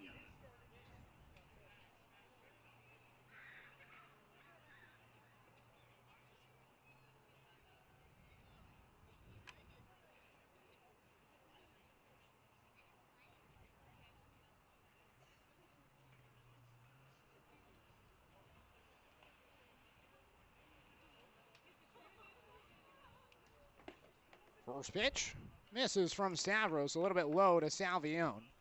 As mentioned, double earlier this inning, reached on a fielder's choice, scored in the 3rd, and flew out to left field back in the 1st inning. The 1-0 from Stavros. In for a strike, 84 at the bottom of the zone, able to connect with the knees of Salvione. 1-1. So a 6-run inning for the Elks. After they came in leading by just 1, they lead by 7. Pop up deep towards left field. Near the track is Sukata, and he makes the catch for the final out. 6 runs come in for the Elks after a total of 7 hits in the inning. 1 left stranded, no errors defensively for Springfield. Heading to the bottom of the 5th inning, halfway through this game, 10-3 the score. Elks leading here on the Drifters live stream. 10-3. Heading into the bottom of the 5th.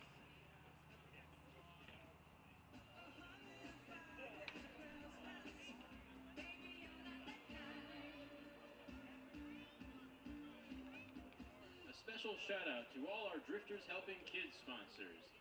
This year, all kids 17 and under will get into games for free. Do you want to be like a drifter? Well, you can train like a drifter. Come work out with our players at West Coast Strength. West Coast Strength is our workout partner, and they could be yours. Visit them at their Delta Center location, and who knows, you might be a drifter ball player someday.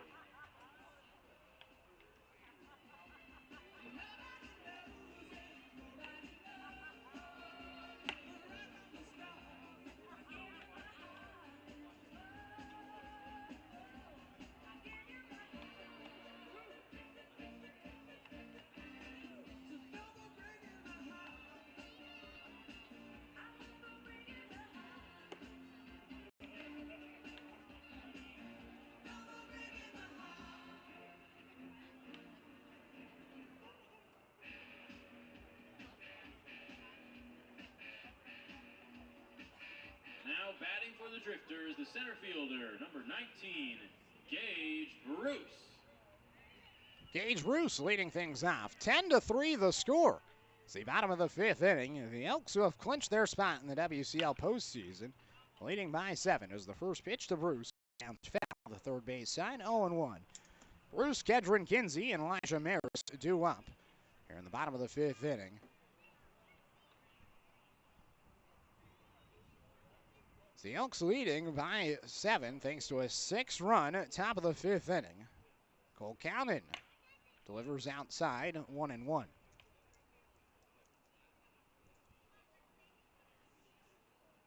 Tommy, I do have to say thank you for commenting last inning. It kept us entertained during that 6th inning for the Elks. Pitch in for a strike, 1-2. Favorite single moment? Oh my gosh. I think probably those back-to-back walk-offs against Bend in 2022. First Ryan Hayes and then Nate Stevens. I believe they were both in extra innings. 1-2 off the edge of the plate. 2-2. I think that was really fun. Just getting to see back-to-back walk-offs. We really weren't sure what the team was going to be like at that point. And I think one was in the 13th inning, the other one was in the 10th inning. And to have them back-to-back really jump-started that 2022 season. You weren't around this year, but earlier this season, beating Corvallis back-to-back times on shutouts was pretty special. Bruce goes down swinging on the 3-2 pitch from Calnan. I do think about that series against Corvallis, our first year in 2022. That first series, the home, and home, and it was just lopsided. It was 3-1 in game number 1. I want to say game number 2 was the 14-2 loss, and then game number 3, 3-1. Theo Millis, another great Drifter name, he had a great 7-inning performance against Corvallis, and the Drifters were able to win their first series against Corvallis. And I think the Knights were, quite frankly, shocked that we were able to do that in our first season. And so I think that moment stands out. Think about the walk-off hit from Trevor Antonson a couple of years ago as Kedron Kinsey lines the ball to right field for a base hit. Kinsey has his second hit of the game after the home run in the first and the ground out in the third. It was the 4th of July, and Drifters had the walk-off hit then. Oh, another Drifter that comes to mind is, oh my gosh, why am I blanking on him? The center fielder, Seattle University, Cole. I'll get there eventually. Maris takes outside. Want to know. It was fun because I think it was Kelnick. I'll get there eventually. 1 ball and no strikes. But him, Cade Chris, and Anderson all on the same team. They all played in the championship for football in 5A football. Anderson and Cole were both at Wilsonville High School, and then Cade at Thurston High School. Kinsey gets into second on Maris's ground ball to third that got away from Peterson on the throw to second. Now batting the DH, number 10, Chase Knight. So now Chase Knight to the plate. Cole Kleckner, that's the name I was thinking of. I don't know why it took me so long to get to Kleckner. Kleckner, another great Drifter, 2-year Drifter, and it was great to see him start at LCC, come to the Drifters, commit to Seattle, and have success at Seattle, and then come back and have more success with Springfield as Nye takes a strike, 0-1. Tommy, what about you? What's your favorite single moment as a Springfield Drifter manager? Nye fouls it away, 0-2.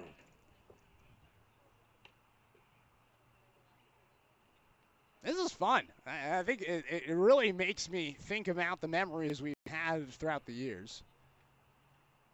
I also think of James Boone. I really liked James Boone 2 years ago. He was another fun guy, a guy that I hung out with quite a bit when we went on the road. I'll never forget his start actually against Bend. June 19th, 2022, he was the player of the game. He threw 6 innings against the Elks as the Drifters picked up the victory on that Sunday of the 3-game series up in Bend. 1 ball and 2 strikes to Nye. 2 on, 1 out, bottom of the 5th. 10-3 the score. Elks leading. Runner on the move, pitch outside, throw down to third. A great one from Elliott as he's able to throw it to third and get Kinsey on the tag by Peterson.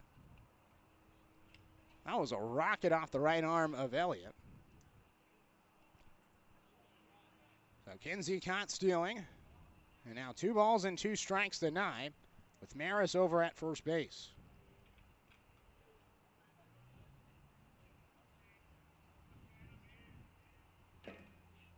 2-2. Fouled off. Tommy, I'll tell you, my least favorite moment was getting left at the stadium in Yakima. That was not very fun. But was grateful for Daniel Furman being able to text him and having him help me get in contact with everybody and get to the hotel safely that night. Take the Uber back. A wild Uber ride. 2-2 outside, 3-2. That Yakima trip was very fun. 3 balls and 2 strikes to Nye. Half pitch. Outside, and Maris advances the second on the walk issued by Kalman.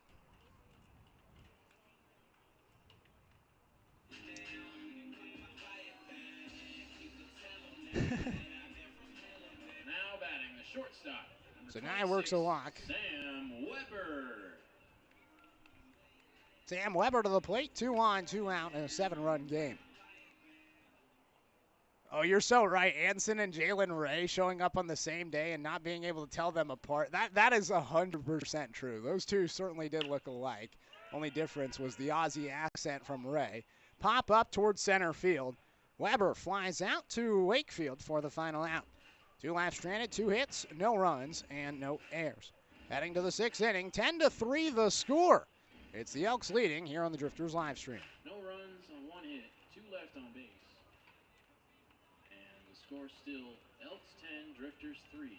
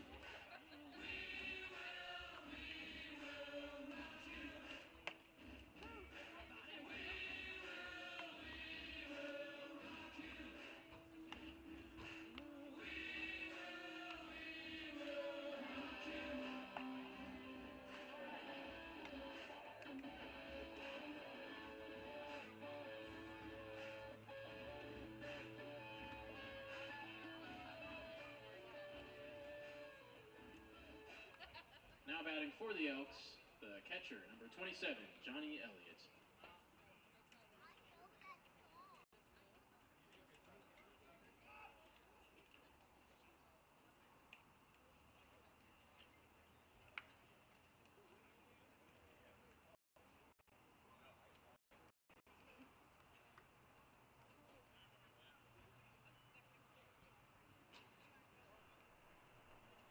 Ten to 6 the score. It's the Elks leading as we begin the top of the 6th inning. Stavros on the bump.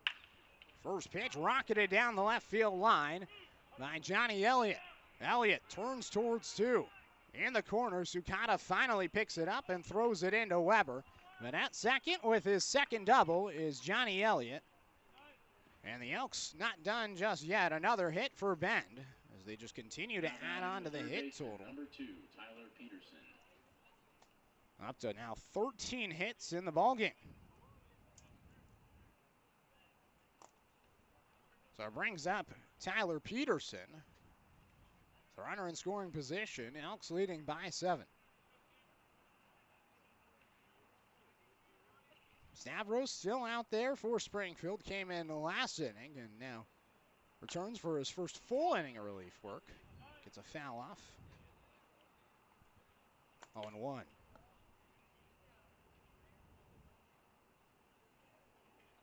Tommy, you mentioned opening night in Bellingham. I remember watching that from home. We had to do a test that day, just like a walkthrough here at the ballpark. Me and Jamie Christopher came to the ballpark, and we were getting everything going, making sure that the pick slot worked, and then going home that night and seeing that the club had won the game up in Bellingham.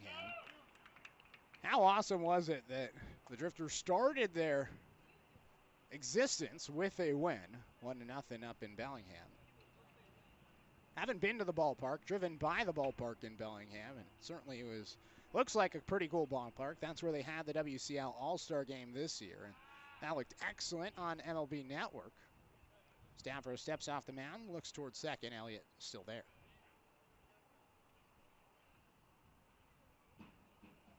So no balls and 2 strikes to Peterson.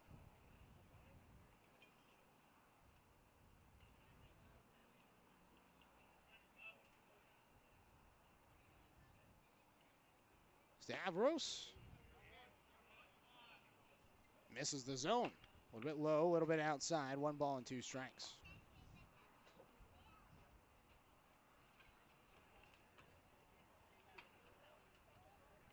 Tommy, what was your favorite moment as a Bend Elk? I mean, we talk about your career with the Springfield Drifters. We are playing the Elks right now. What was your favorite moment as a Bend Elk, being an athlete there and just growing up in that ballpark with your parents owning the organization?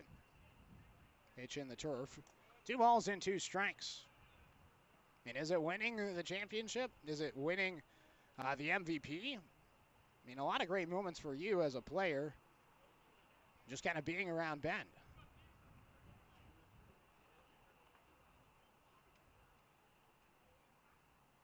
Stavros is 2-2. Looked at, called, strike 3. Stavros gets his first strikeout and puts the first out on the board here in the top of the 6th.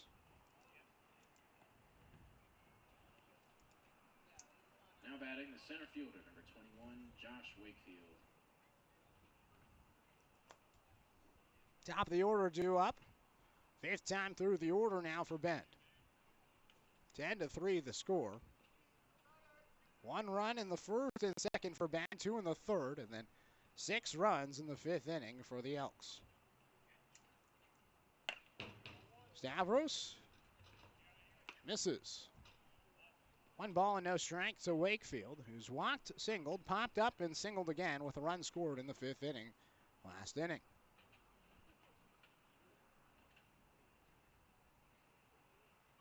Stavs 1-0. Foul tipped into the mitt of Stevens.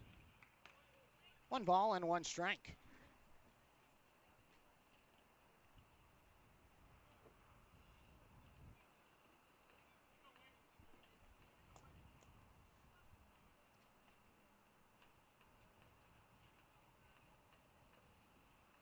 Stavros looks towards second a few times before coming to the plate, down and away, 2-1. So last inning, it was a couple of runs coming in for Bend against Stavros.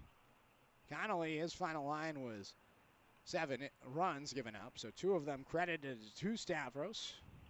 2-run home run by Jace Miller after the single by Amundsen and the home run by Miller to left field. 2-1 pitch. Taken for a strike. 2-2. So Wakefield originally from Peoria, Washington, and then went all the way out to Iowa Western CC.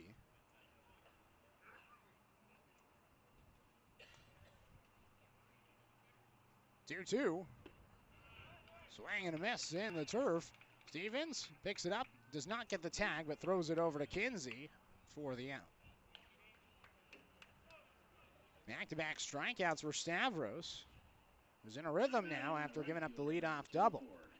2 outs, runner at second, and now Easton Talt to the dish.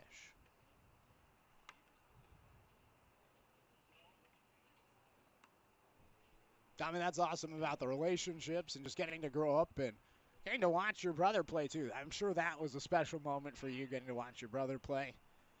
So cool that you were so ingrained in the WCL and just the history of this league. Sad not to see you around the ballpark each day.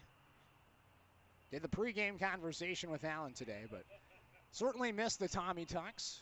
We talk about the favorite single minute. I think one of the ones that we haven't brought up is the time where I almost got nailed by a foul ball while we were doing our Tommy Talk. 0-1 in for a strike, 0-2.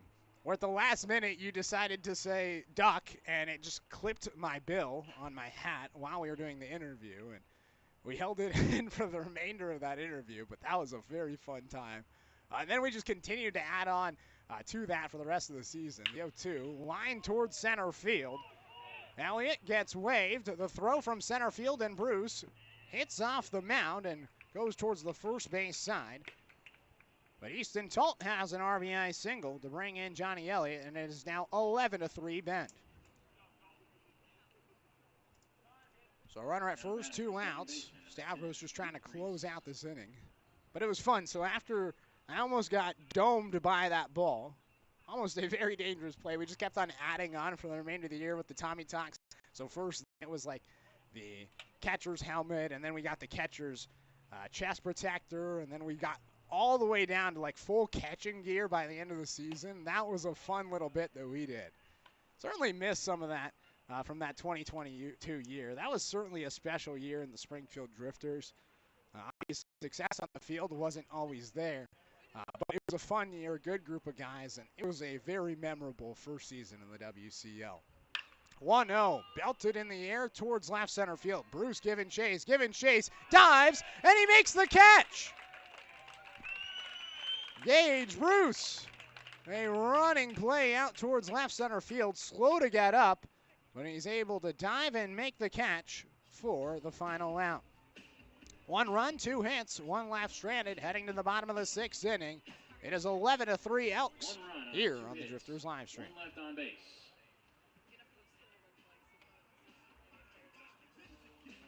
The Elks take an 11-3 lead into the bottom of the 6th.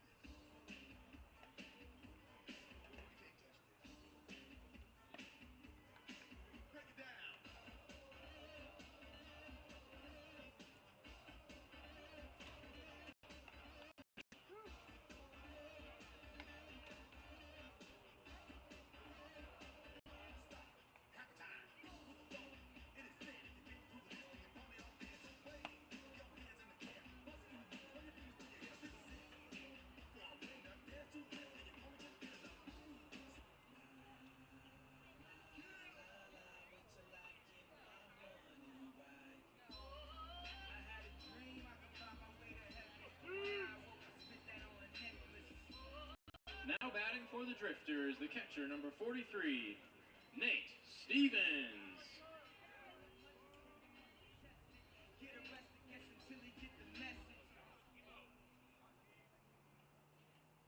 Nate Stevens coming up to hit here on the bottom of the 6th inning. First pitch, up and away to Stevens, 1-0. Single and a strikeout so far. Tommy, good to see you. Welcome back to the chat. Hope to see you one more time this season. Try to catch a up sometime, and hopefully we might cross paths once again in the future with you being at Washington State and coming back here to Oregon. 2-0. In for a strike to Stevens. 2-1. Wishing you all the best out in Pullman, Tommy. Looking forward to seeing your success down the road. I know that this was the job for you, and was really thinking the only thing to pull you away from the Drifters and Bushnell was the opportunity to go back to Washington State, and I'm so happy that finally came for you as Stevens flies out towards right field for the first out. But absolutely, shout out Randy. It's crazy. Me and Randy are the longest tenured employees here at the Springfield Drifters. Jamie Christopher, the GM, the first season. Kyle Whitty, who you mentioned, shout out to him.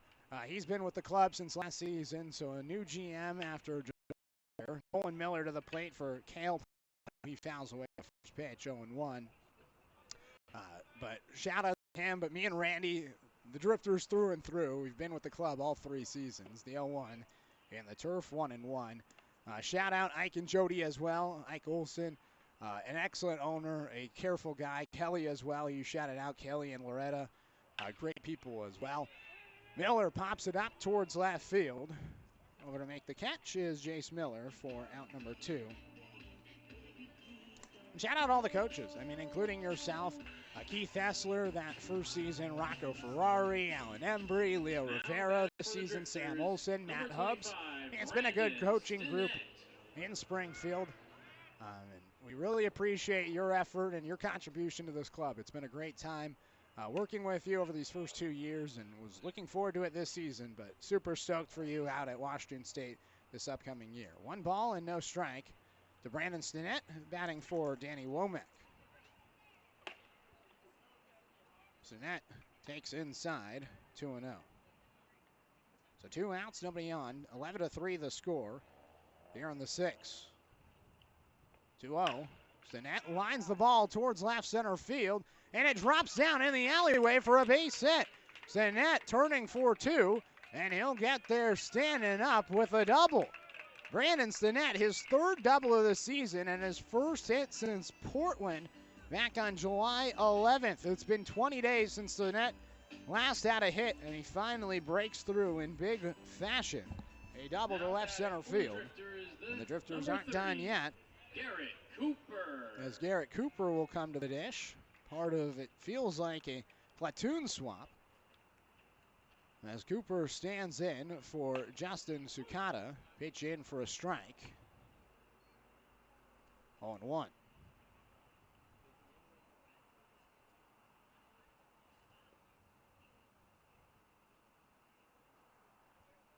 The 0-1, swing and miss. Front-footed was Cooper.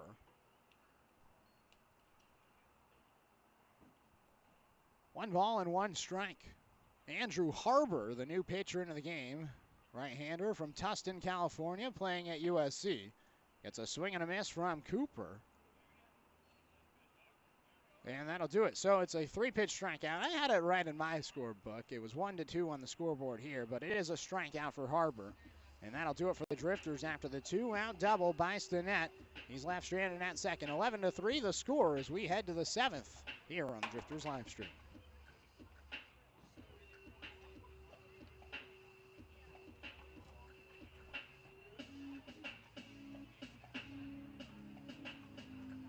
One hit, no runs, and 1 left on base.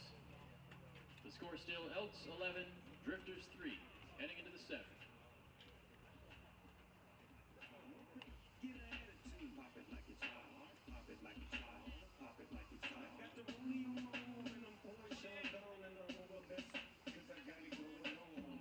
Fans, a reminder, we are holding our Youth Drifters Baseball Camp August 6th and 7th from 9 a.m. to 12 p.m. We love to have all the kids we can get, and you can bring your kids age 6 to 14. The price is $7 for 2 days and $40 for 1 day. Hope to see you there.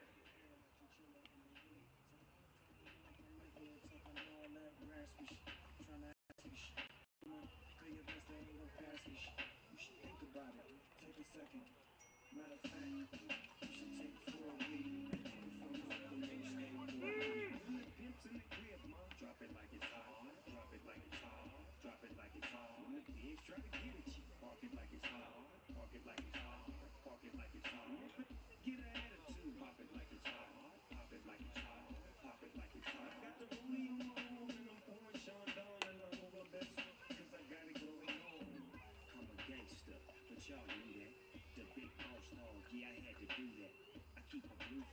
hanging on my backside, but only on the left side. Yeah, that's side. Ain't another way to play the game the way I play. I cut so much you thought I was a DJ. 2, big 1, yep, 3. SC double O, P, Eagle double G. I can't fake it, just break it. And when I take it, see, I specialize in making all the girls get naked. So bring your friends, all of y'all come inside. We got a world premiere right here, not get lost. So don't change the diesel, turn it up a little. I got a living room full of fine dime bristles. Lean on the pistol, the diesel. A new pitcher for the Drifters, number 38, Diego Carrillo.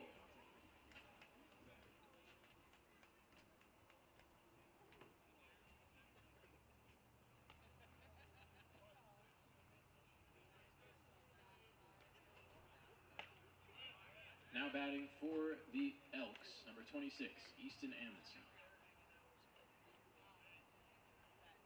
Easton Amundsen swings and misses. No balls and 1 strike from Diego Carrillo, who we think it is Carrillo as he misses up and away, 1-1.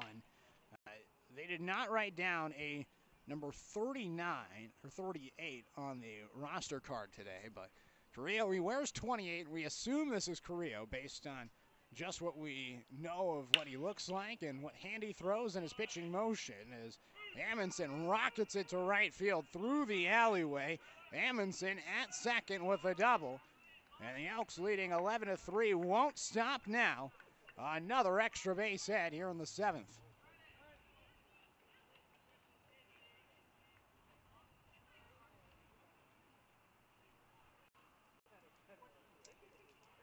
So Amundsen now 2 hits today. And I think the Elks were a little bit upset with how the game went yesterday.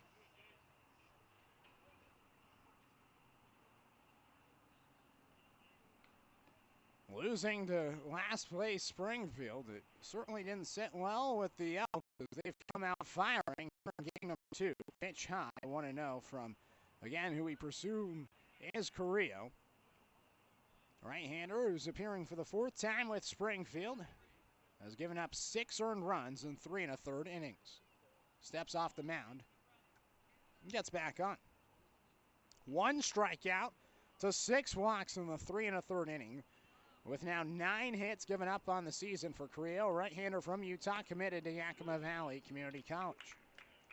Comes back into the zone with a strike thrown on the outside part of the plate. 1 ball and 1 strike.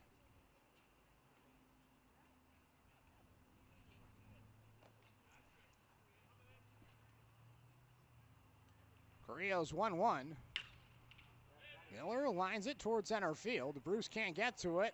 Fields it on 1 hop and throws it in towards second. That's another hit for Jace Miller, who's had now 3 hits today, including 2 home runs. Back-to-back hits. Put 2 on for the Elks. Amundsen stays at third. The first baseman, number 4, Dryden House. Dryden House digging in. RBI single in the first, walk in the third, ground out in the fourth, and then a single again in the fifth. Runners out in the corners, nobody out here in the top of the 7th. Carrillo misses high, 1-0. So Carrillo comes in for Blake Stavros, 1 1/3 innings, 5 hits, 3 earned runs, no walks, 2 strikeouts. And this ugly defensive game for Springfield. 1-0 inside, 2 balls and no strikes.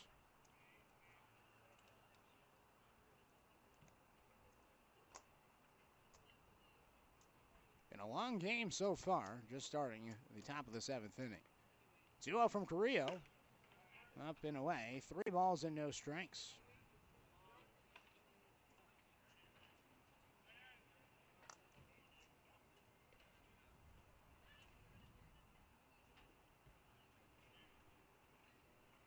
Carrillo's 3-0. Outside, and ball 4, walks, the bases loaded.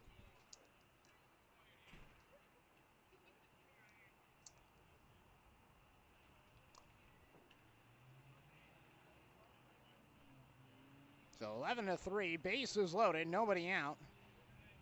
And the Elks a chance to add on to their lead.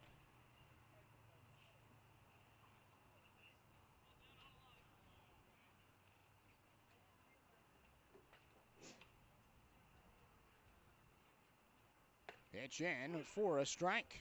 0-1. So Salvione at the plate.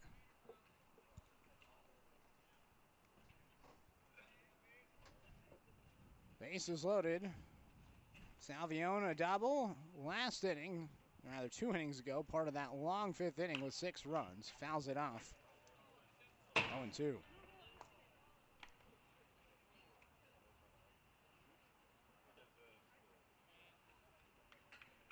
No balls in, 2 strikes with the bases loaded.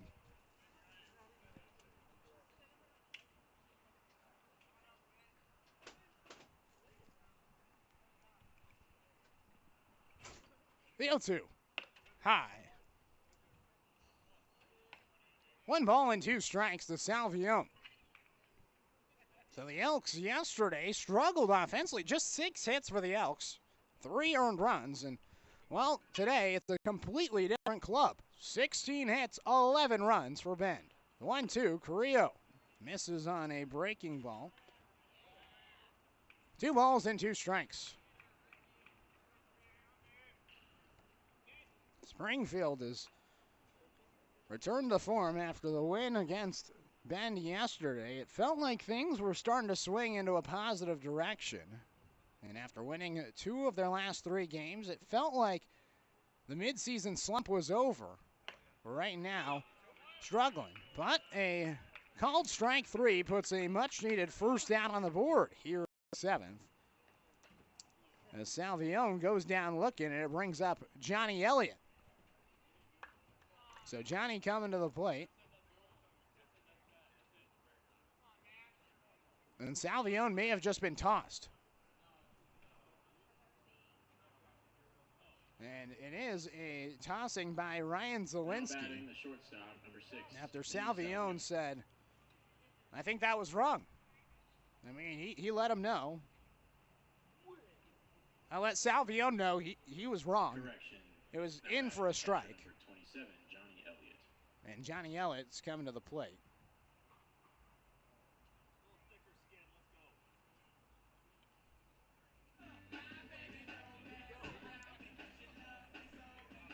Bases loaded, 1 out, 11-3 the score. So a big first out for Carrillo, and now an opportunity to get out of this inning unscathed after allowing a double and a single to start and a walk to load the bases. He's just a ground ball away from getting a double play and, well, ending this inning. Danny Womack is out. Brandon Stinnett remains into the game at second base. Nolan Miller out in right field.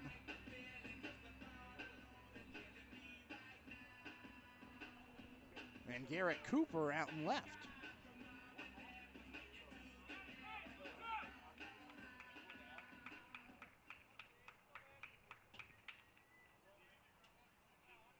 So that's the substitutions for this inning for Springfield.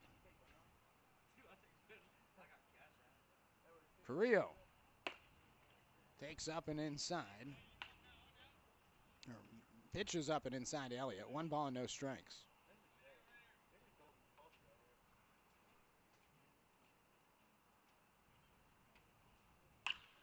Line drive towards right field. Drops down for a base hit. Picking it up is Miller. He throws it in. Just one run comes in. As Amundsen comes in from third, they hold Miller up at second. House over to second base, and Elliott at first base with another hit today. His 4th hit of the ball game. 2 singles and 2 doubles with now 2 RBIs for Elliott. And the bases remain loaded. For now, the 9-hole hitter, Tyler Peterson. 1-0. A little bit high, 1 ball and no strikes.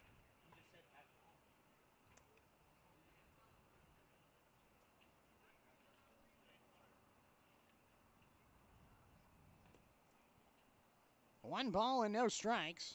Carrillo looks towards second. Now comes to the plate, the 1-0. Popped in the air by Peterson towards center field. Bruce under it at third base, and tagging is Miller. He'll race home. The throw goes to third, and the Elks score one more time here in the top of the 7th on the sac fly by Tyler Peterson.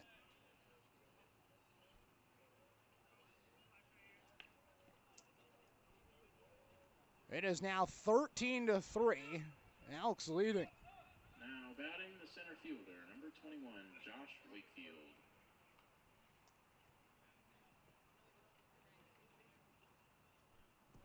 So here's Josh Wakefield now.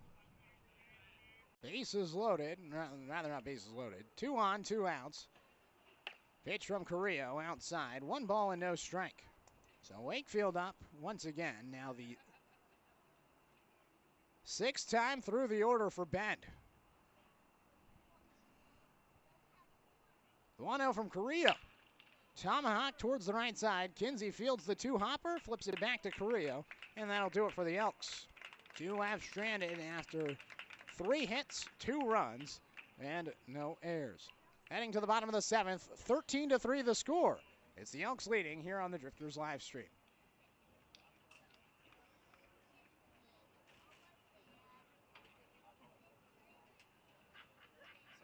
Three hits for the Elks. 2 runs scored, and the score now 13-3. Elks in front. It's the middle of the 7th inning. Fans, you know what that means. Get up, because it's time to stretch.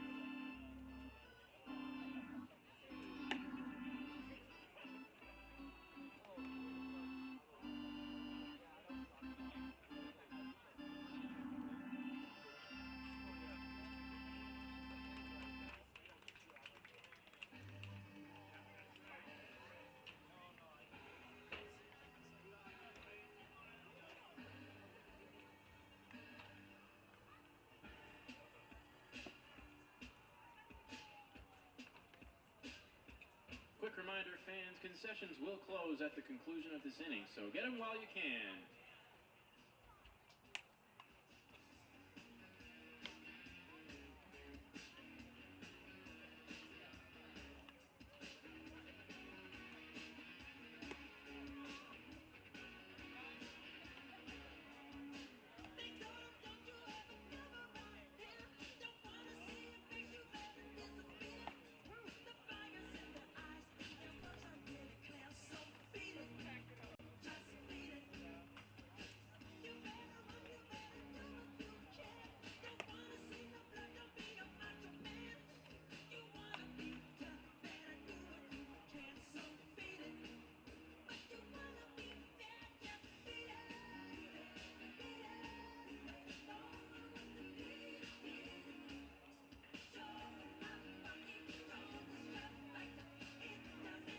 Now batting for the Drifters, the center fielder, number 19, Gage Bruce.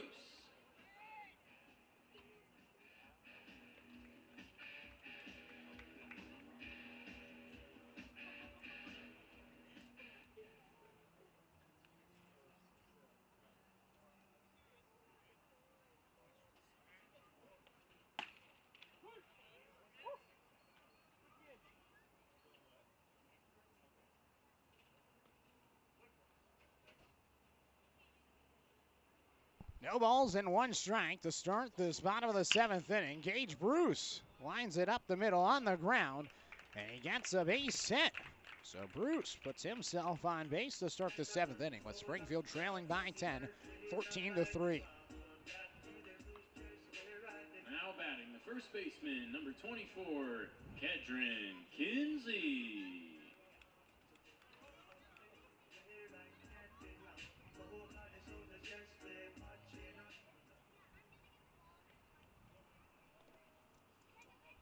So a runner at first, nobody out.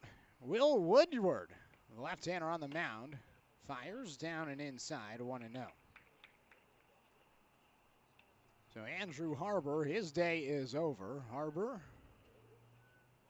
through just one inning. They allowed one hit. No runs, no walks. Just threw 13 pitches, no strikeouts. Rather, one strikeout. He got Sukata at the end of the inning. 1 ball and 1 strike to Kedron Kinsey. Home run, ground out to first, and a single.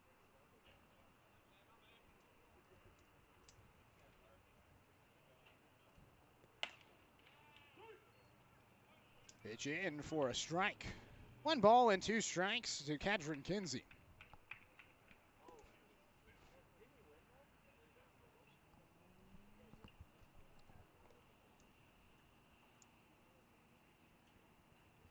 So Kinsey up for the 4th time, looking to spark some offense here in the bottom of the 7th. Springfield still with some outs to work with. Kinsey fouls it away.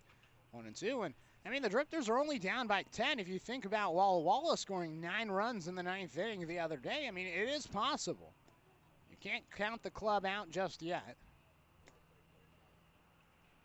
Still a lot of baseball to be played in this one on a Wednesday afternoon. 1 ball and 2 strikes. Pitch to Kinsey. Looked at high. 2 balls and 2 strikes. So now the catcher, Johnny Elliott, out to talk things over with his pitcher.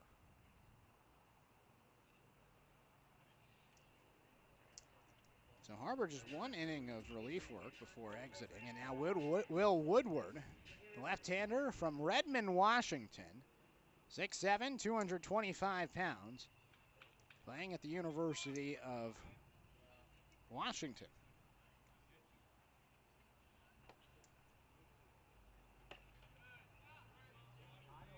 Pitch inside to Kinsey. So a full count to Kinsey, the first baseman, with Bruce over at first. Elijah Maros standing on deck. 3 balls and 2 strikes. Pitch to Kinsey. Fouled back.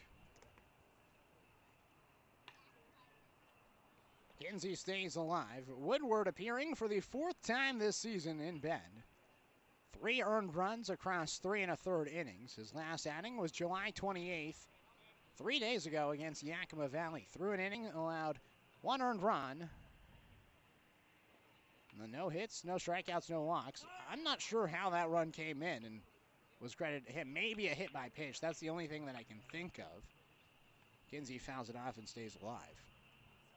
They don't list as hit by pitches, I'm seeing. That's the only thing I can think of. The only way you can give up 1 earned run on no hits, no walks, no strikeouts to 4 batters you face.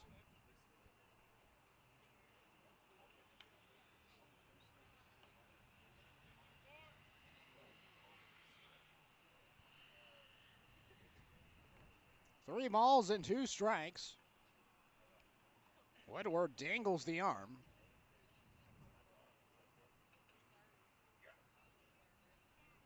Payoff pitch. Fouled off.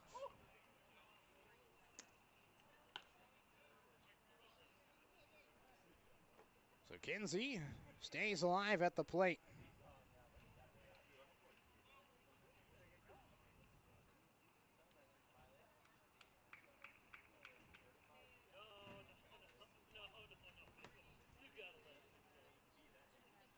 Woodward ready. Payoff pitch. Kinsey lines it towards left field for a base hit. He earned that hit. What a bat for Kedron Kinsey. He fouled off 4 pitches with 2 strikes. And he's able to get aboard with the 10th pitch to him from Woodward. Brings up Elijah Maris, 2-1. Nobody out, and like I said, Springfield not done yet. I mean, 9 outs to work with to score 10 total runs. It's possible with the final 3 innings. Gonna need some help from the offense. Now batting for the Drifters, the 3rd baseman, number 9, Elijah Maris. Bottom of the 7th inning, 2-1, nobody out, 13-3 the score.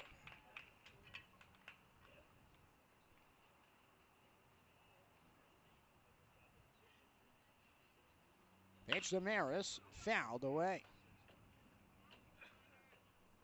0-1.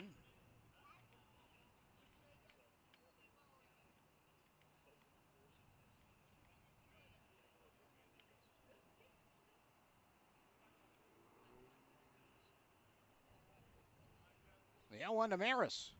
Swings and misses, 0-2. Maris earlier hit his 4th home run of the season. That tied Dominic Hellman for the career lead in home runs hit as a Drifter and also in a season.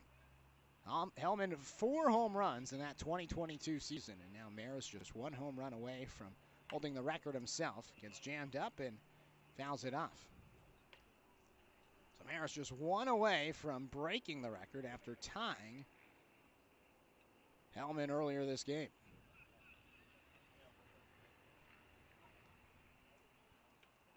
Let's see if he can break it here tonight. The 0-2.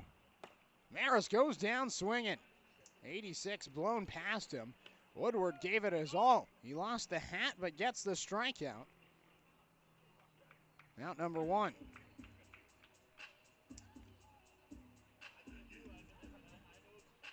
Brings up Chase Knight.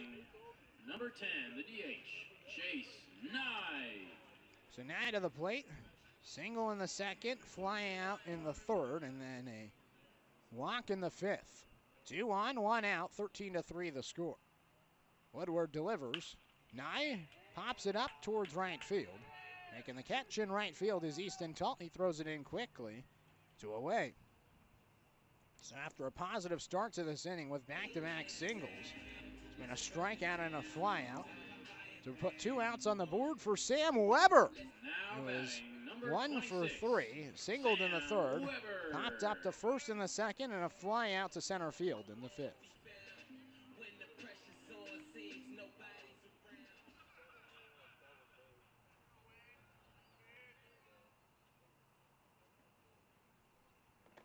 Pitch to Weber. Taken in the dirt. 1 ball and no strikes to Weber. So Weber looking for his 2nd hit of the game.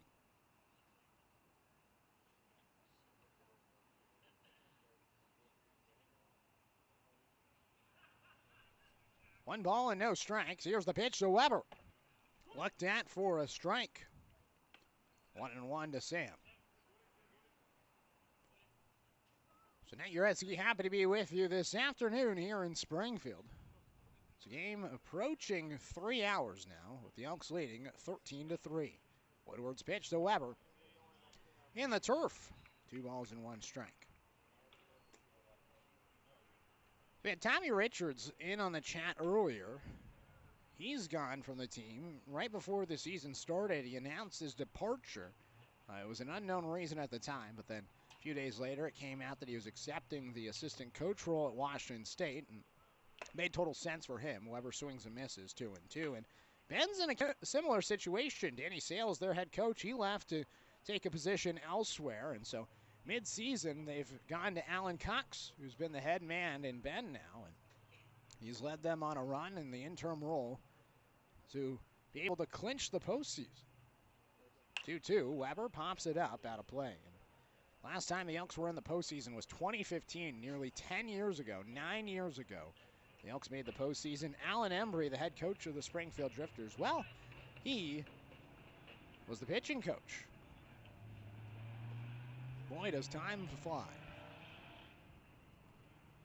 2 balls and 2 strikes. Here's the pitch to Weber. Reached for, popped up towards center field. And to make the catch is Wakefield for the final out. 2 hits, 2 laps stranded, no runs and no errors. Heading to the 8th inning, it's the Elks leading by 10 here on the Drifters live stream. No runs on 2 hits, 2 left on base, and the score 13-3, Elks in front.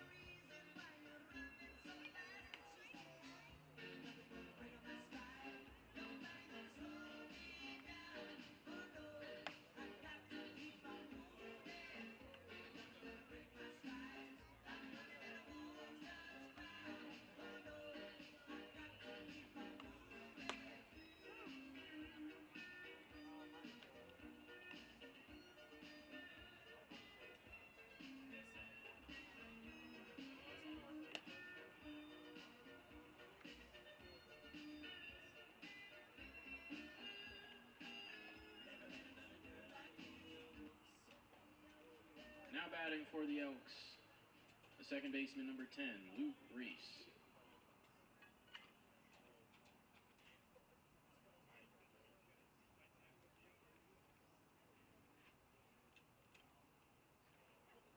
Correction, now batting number 20, Caden Kingsbury. Caden Kingsbury going to be leading things off for the Bend Elks, and Diego Carrillo still out there as Kingsbury comes in for Josh Wakefield. So a substitution here in the top of the 8th inning. 13-3 the score. Carrillo. This is up and away. 1 ball and no strike to Wakefield.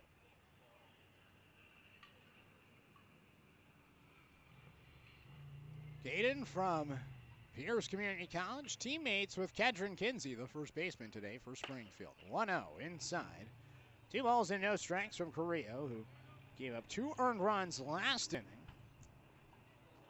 Looking to settle back in here in the 8th. 13-3, Elks leading. Carrillo's 2-0. In for a strike. 2-1.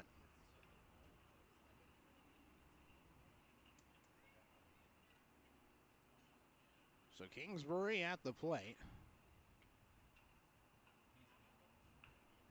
2-1 to him. Bounce towards the left side. Backhand by Weber. The throw to first base beats Kingsbury. Kingsbury now 1 for 10 to start his Elks career. It's a nice play from Weber, who Alan Embry talked about as being very versatile in the pregame conversation, talking about some of the guys that have developed this season. And he mentioned Sam Weber as a guy that he thought didn't really realize how versatile he could be. He thought he was just an infielder, but the Drifters have put him in the outfield, and he's found some success in the outfield. As the first pitch misses, 1 ball and no strikes. I think it's another pinch hitter. If I'm not mistaken, Talt not a right-handed hitter. 1-0, down and away. 2 balls and no strikes.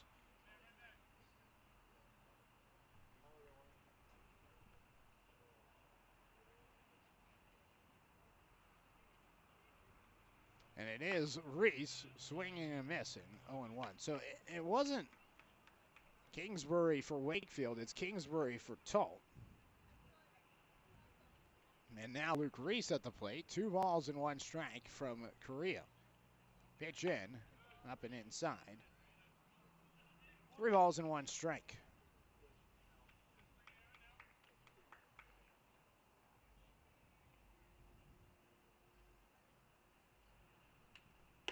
(3-1) in for a strike. Whew. Connects at the top of the zone. It's now full count to Reese, the 3-hole hitter.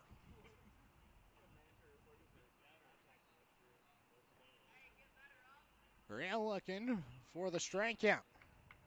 Payoff pitch. Goodbye. Way gone. That was rocketed 99 off the bat, 373 to left field. And the Elks pour it on. It's 14-3. My goodness. 373 feet to left field. The third home run of the game by the Elks. And Reese picks up a home run. Now batting for the Elks, number 15. It's his first home run of the game. And it's his 3rd of the season. And the Elks leading now by 11. Pitch down and away, 1 ball and no strikes. Pinch hitter in for Easton Amundsen. Isaiah Burke into the game for Amundsen. Burke takes inside. 2-0. Top of the 8th inning. It is 14-3, nobody on, and 1 out. Carrillo's 2-0. High. 3 balls and no strikes.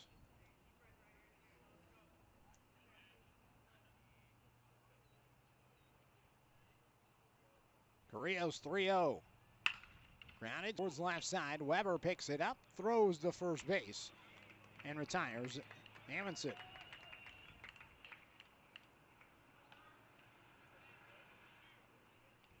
make it Burke. So Burke out on the ground out. And now 2 outs. Nobody on for Jace Miller, who's just crushed it today. 2 home runs, 3 RBIs, a single and a run scored with a ground out and a strikeout also in the mix. Miller up for the 6th time. First pitch to him. Takes a breaking ball from Carrillo for a strike, 0-1.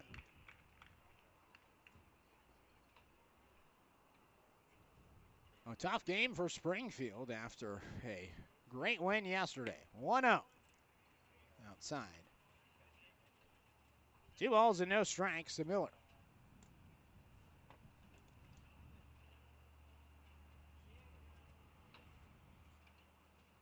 Pitch from Carrillo. Taken for a strike. 1 ball and 2 strikes. So I had it right. They put a ball on the board instead of a strike. It's just that time of day. I mean, my goodness. 18 hits on the board, 14 runs in for Bend. We're not even through this ball game. 2-1 from Carrillo. Rounded up the middle, and that's a base hit. Jace Miller has a 4-hit performance. And the innings extended. 2 outs, runner at first. And now Dryden House coming to the plate.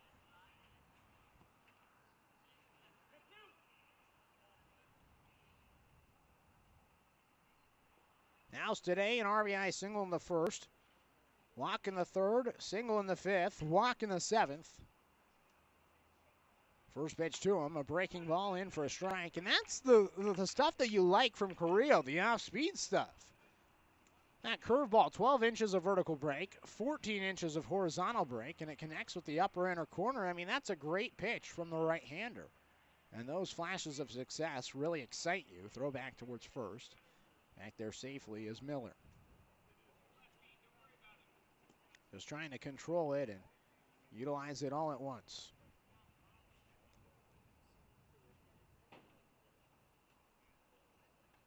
The 0-1. Looked at, up and away. 1 ball and 1 strike.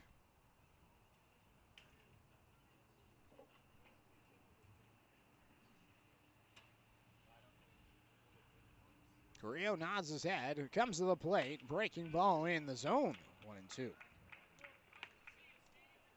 So Springfield winning yesterday, their 2nd win in 3 games. Looks like we're headed for a rubber tomorrow. Game number 3 tomorrow, Thursday, going to be at 6:35 here on the Drifters live stream, 1-2.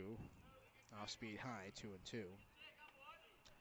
Will be up in Ridgefield on Friday, Saturday, and Sunday before wrapping up the season Monday, Tuesday, Wednesday. Back here at home at the Hamlin Sports Complex. 2-2 pitch. Called strike 3. Carrillo rings up House, and that'll do it for the Elks. 1 left stranded after 2 hits, 1 run, and no errors. Going to the bottom of the 8th, it's 14-3. Elks leading here on the Drifters live stream. 1 run on 2 hits, 1 left on base. And the score now, Elks 14, Drifters 3, heading into the bottom of the 8th.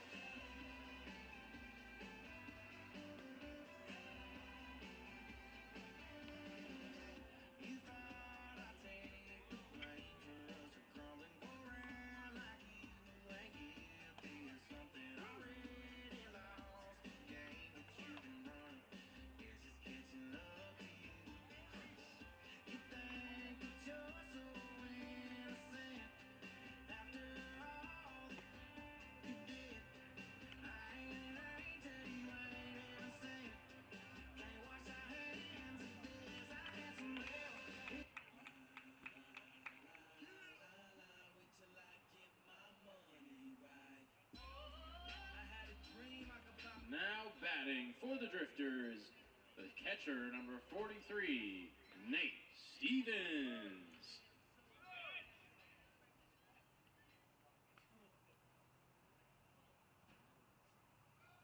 14-3 the score. Springfield still 6 outs to work with as Nate Stevens takes a breaking ball outside from Will Woodward.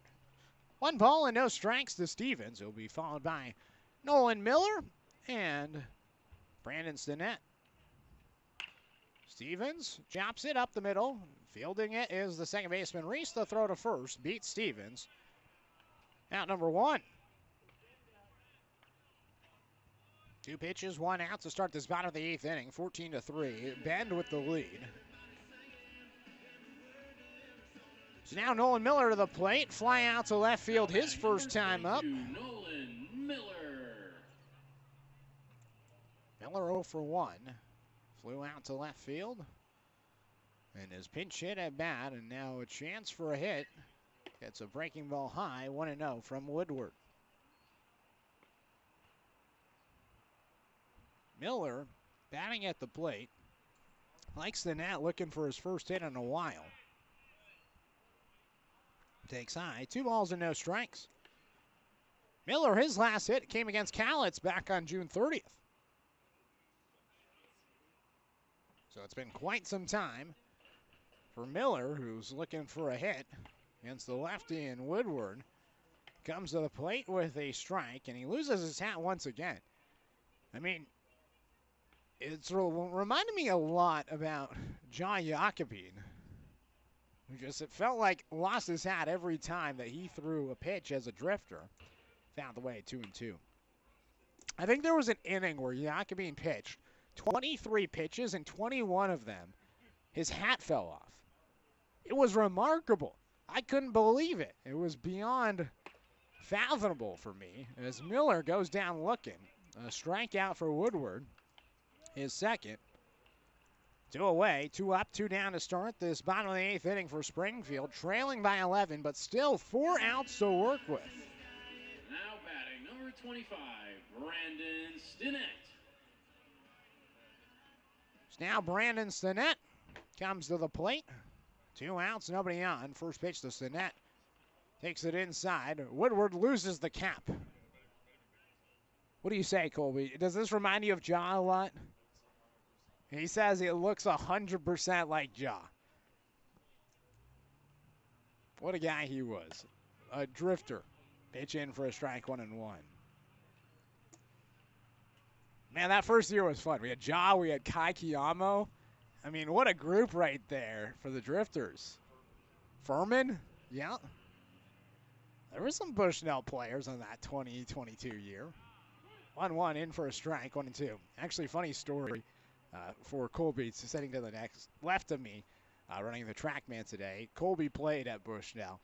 Furman and Brandon Reed were the first 2 players I met here in Springfield. 1-2 inside to Stinnett. And it may have clipped him. It got him on the hand. And Stinnett's going to end up at first with a hit by pitch. So Garrett Cooper is going to come to the plate for Sukata for the second time. Cooper struck out swinging his first time up. Reed and Furman were the first 2 players I met as the broadcaster of the Drifters. And they looked at me and they said, "Are you playing?" Thinking I was going to be an outfielder or something. I was not. Colby's laughing right now. Pitch in the dirt, gets past the catcher in Elliott, and over to second is Brandon Stinnett. I'm not that athletic. I wish I could play. I kept telling them, even last season, I kept telling them after I threw 76 for my first pitch, I was like, don't make the call to the bullpen. Make the call to the press box. Down ball to the right side. Picking it up is the first baseman, House. He'll tap on the bag to retire Cooper for the final out. 1 left stranded after a hit by pitch. No runs, no hits, and no errors. Going to the 9th, 14-3 the score. It's the Elks leading here on the Drifters live stream. No runs on no hits. 1 left on base. The score still Elks 14, Drifters 3 after 8.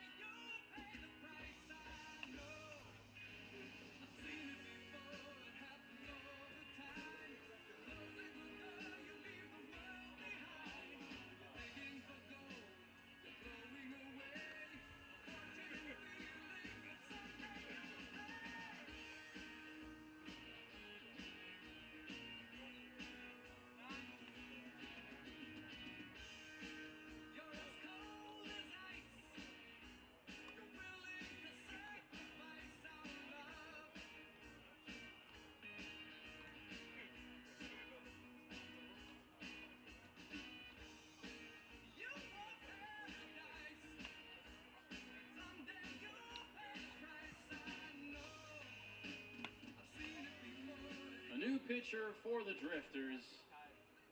Subbing in from the field, number 9, Elijah Maris.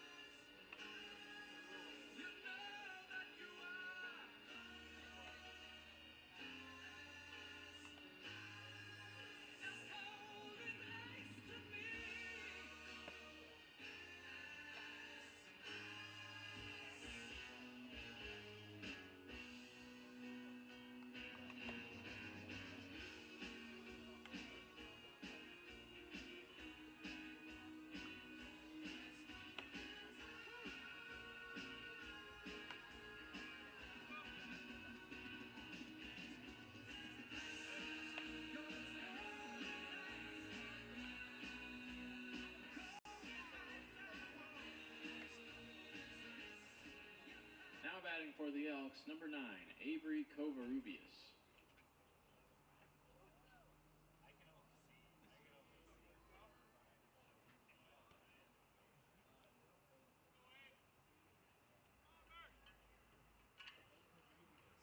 Covarrubias leading things off as Avery pops it foul on the ground. 0-1 to start. Avery in for Vinny Salvione, who was ejected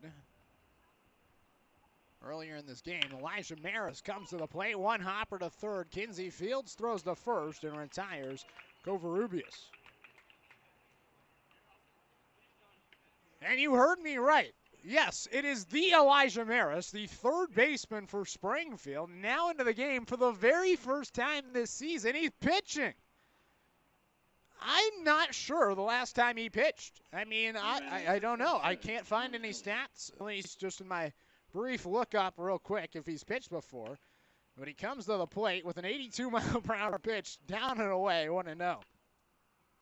Tell you what, though, I'm impressed that he starts his Drifters pitching career with a ground out to third. I mean, give him some props. It's 14-3. It's the 9th inning. The 1-0 from Maris. Oh, in for a strike. 1-1. Showing off the changeup. 71 that time on the inside part of the plate. Maris winds the 1-1. Dribbler to third. Kinsey Fields throws to first base. Carson catches the high throw from Kinsey for the second out. Elijah Maris sits down the first two batters he faces. Now batting, number 2, Tyler Peterson. And now Tyler Peterson comes to the plate with 2 outs. Nobody on in a 14-3 game. Swings and lines the first ball he sees towards left field. Cooper slides and he makes the catch. 1, 2, 3. Have yourself an inning, Elijah Maris. We go to the bottom of the 9th. 14-3 the score. Drifters, some work to do offensively here on the Drifters live stream. Elks go down in order. As the score remains, Elks 14, Drifters 3, heading into the bottom of the 9th.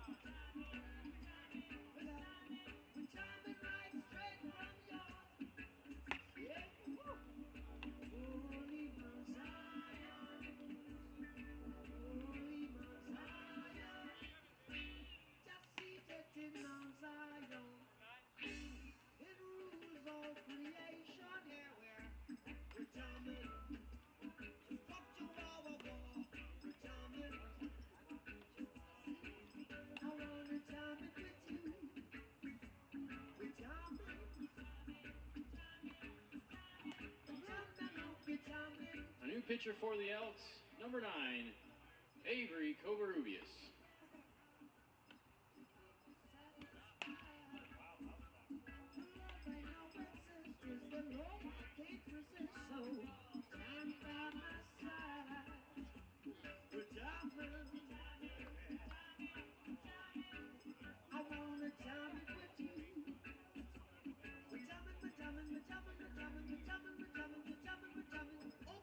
Now batting for the Drifters, number 34, Kai Pogam.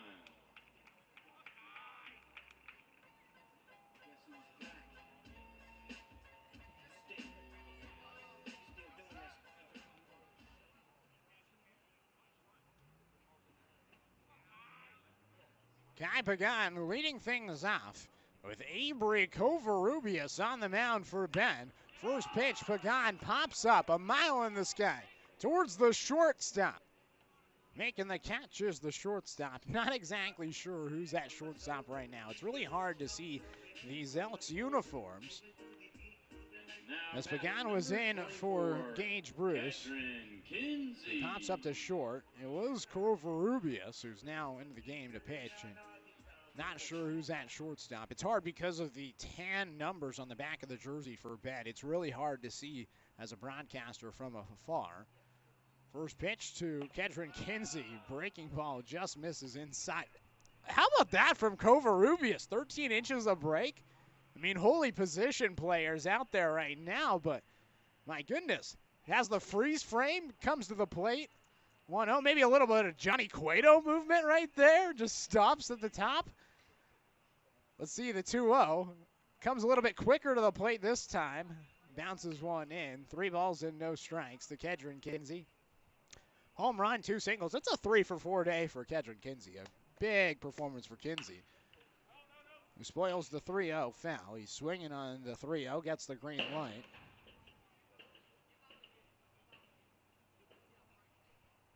Three ball and 1 strike to Kedron Kinsey, who will be followed by player on deck, not named Elijah Maris. Looks like Jackson Upton on deck. As Kinsey swings and misses. 3-2. 14-3 the score. It's Bend with the lead. 1 out, nobody on. Full count to Kedron Kinsey. Pitch from Covarrubias. Called strike 3. 81 on the outside part of the plate. Covarrubias gets Kinsey looking. His first strikeout. 2 up, 2 down to start this 9th inning. Now batting number 47, Jackson Upton. So it brings up Jackson Upton. Swings and misses on the first pitch to him, 0-1. So Upton in for Elijah Maris. Upton, two-way player from Yakima Valley College. Swings and misses on the 0-1. Shifting the speeds, goes from 83 to 63 on the curveball. Covarrubias is 0-2.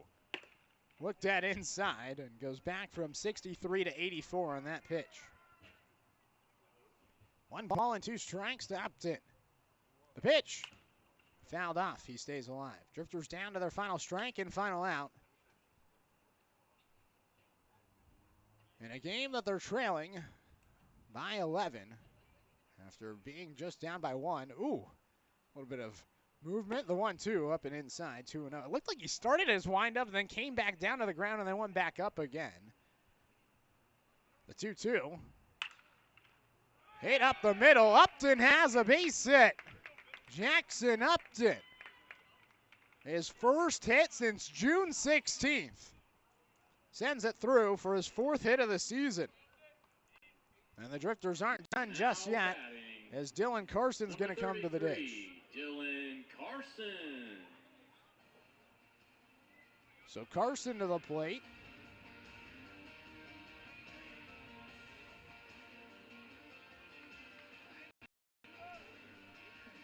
coming up with Cruz by Florida Georgia line coming. It sounds like Cooper Mullins is in the building. All of a sudden, Dylan Carson steps up to the plate. First pitch to Carson. Swings and misses, 0-1. I say that jokingly. Cooper Mullins, that's been his walk-up song since middle school, according to Rachel McConaughey, our social media intern for the Springfield Drifters. Her and Mullins have gone to school together growing up here in the Eugene area. Both went to Mariston. As long as she can remember, Cruz has been Cooper Mullins' walk-up song. Mullins no longer with the team. Exited this past weekend, has to go to orientation for business school at the University of Michigan. 1 ball and 2 strikes to Carson, batting for Chase Nye. Another great performance for Chase Nye. Walk, single, fly out for Nye. 1-2. Reached for, grounded to the left side. Throw over to first base, retires Carson, and that's the ball game. It took 3 hours and 5 minutes, but the Elks get it done, 14-3. Elks 14. As the Elks just continue to pour it on against Springfield for the entirety of the game. They took a 1-0 lead in the first. Springfield answered with a home run by Kedron Kinsey in the bottom of the first inning. Then scored another run in the second, and then 2 more in the third, making it 4-1. Springfield scored 2 runs in the bottom of the third inning. It was a close game through 4. It was 4-3 entering the 5th inning, and then it all came coming down for Springfield. 6 runs in the 5th, 1 in the 6th, 2 in the 7th, 1 in the 8th for Bend, and they blow this game wide open for a 14-3 victory here in Springfield. Drifters look to respond tomorrow after dropping their 30th game of the season and their 15th in the second half of the year. Drifters now 17-30, 5-15 in the second half of the season. Bend improves to 30-17, 13-6 in the second half of the season. Rather, 14-6 in the second half of the season.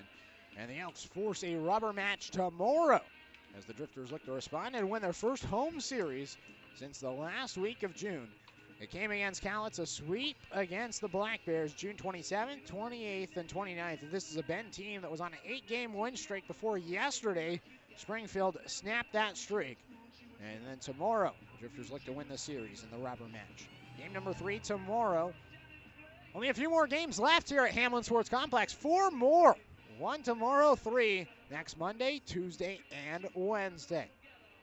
Cole Cowden going to pick up the victory today with the loss going to Wyatt Connolly.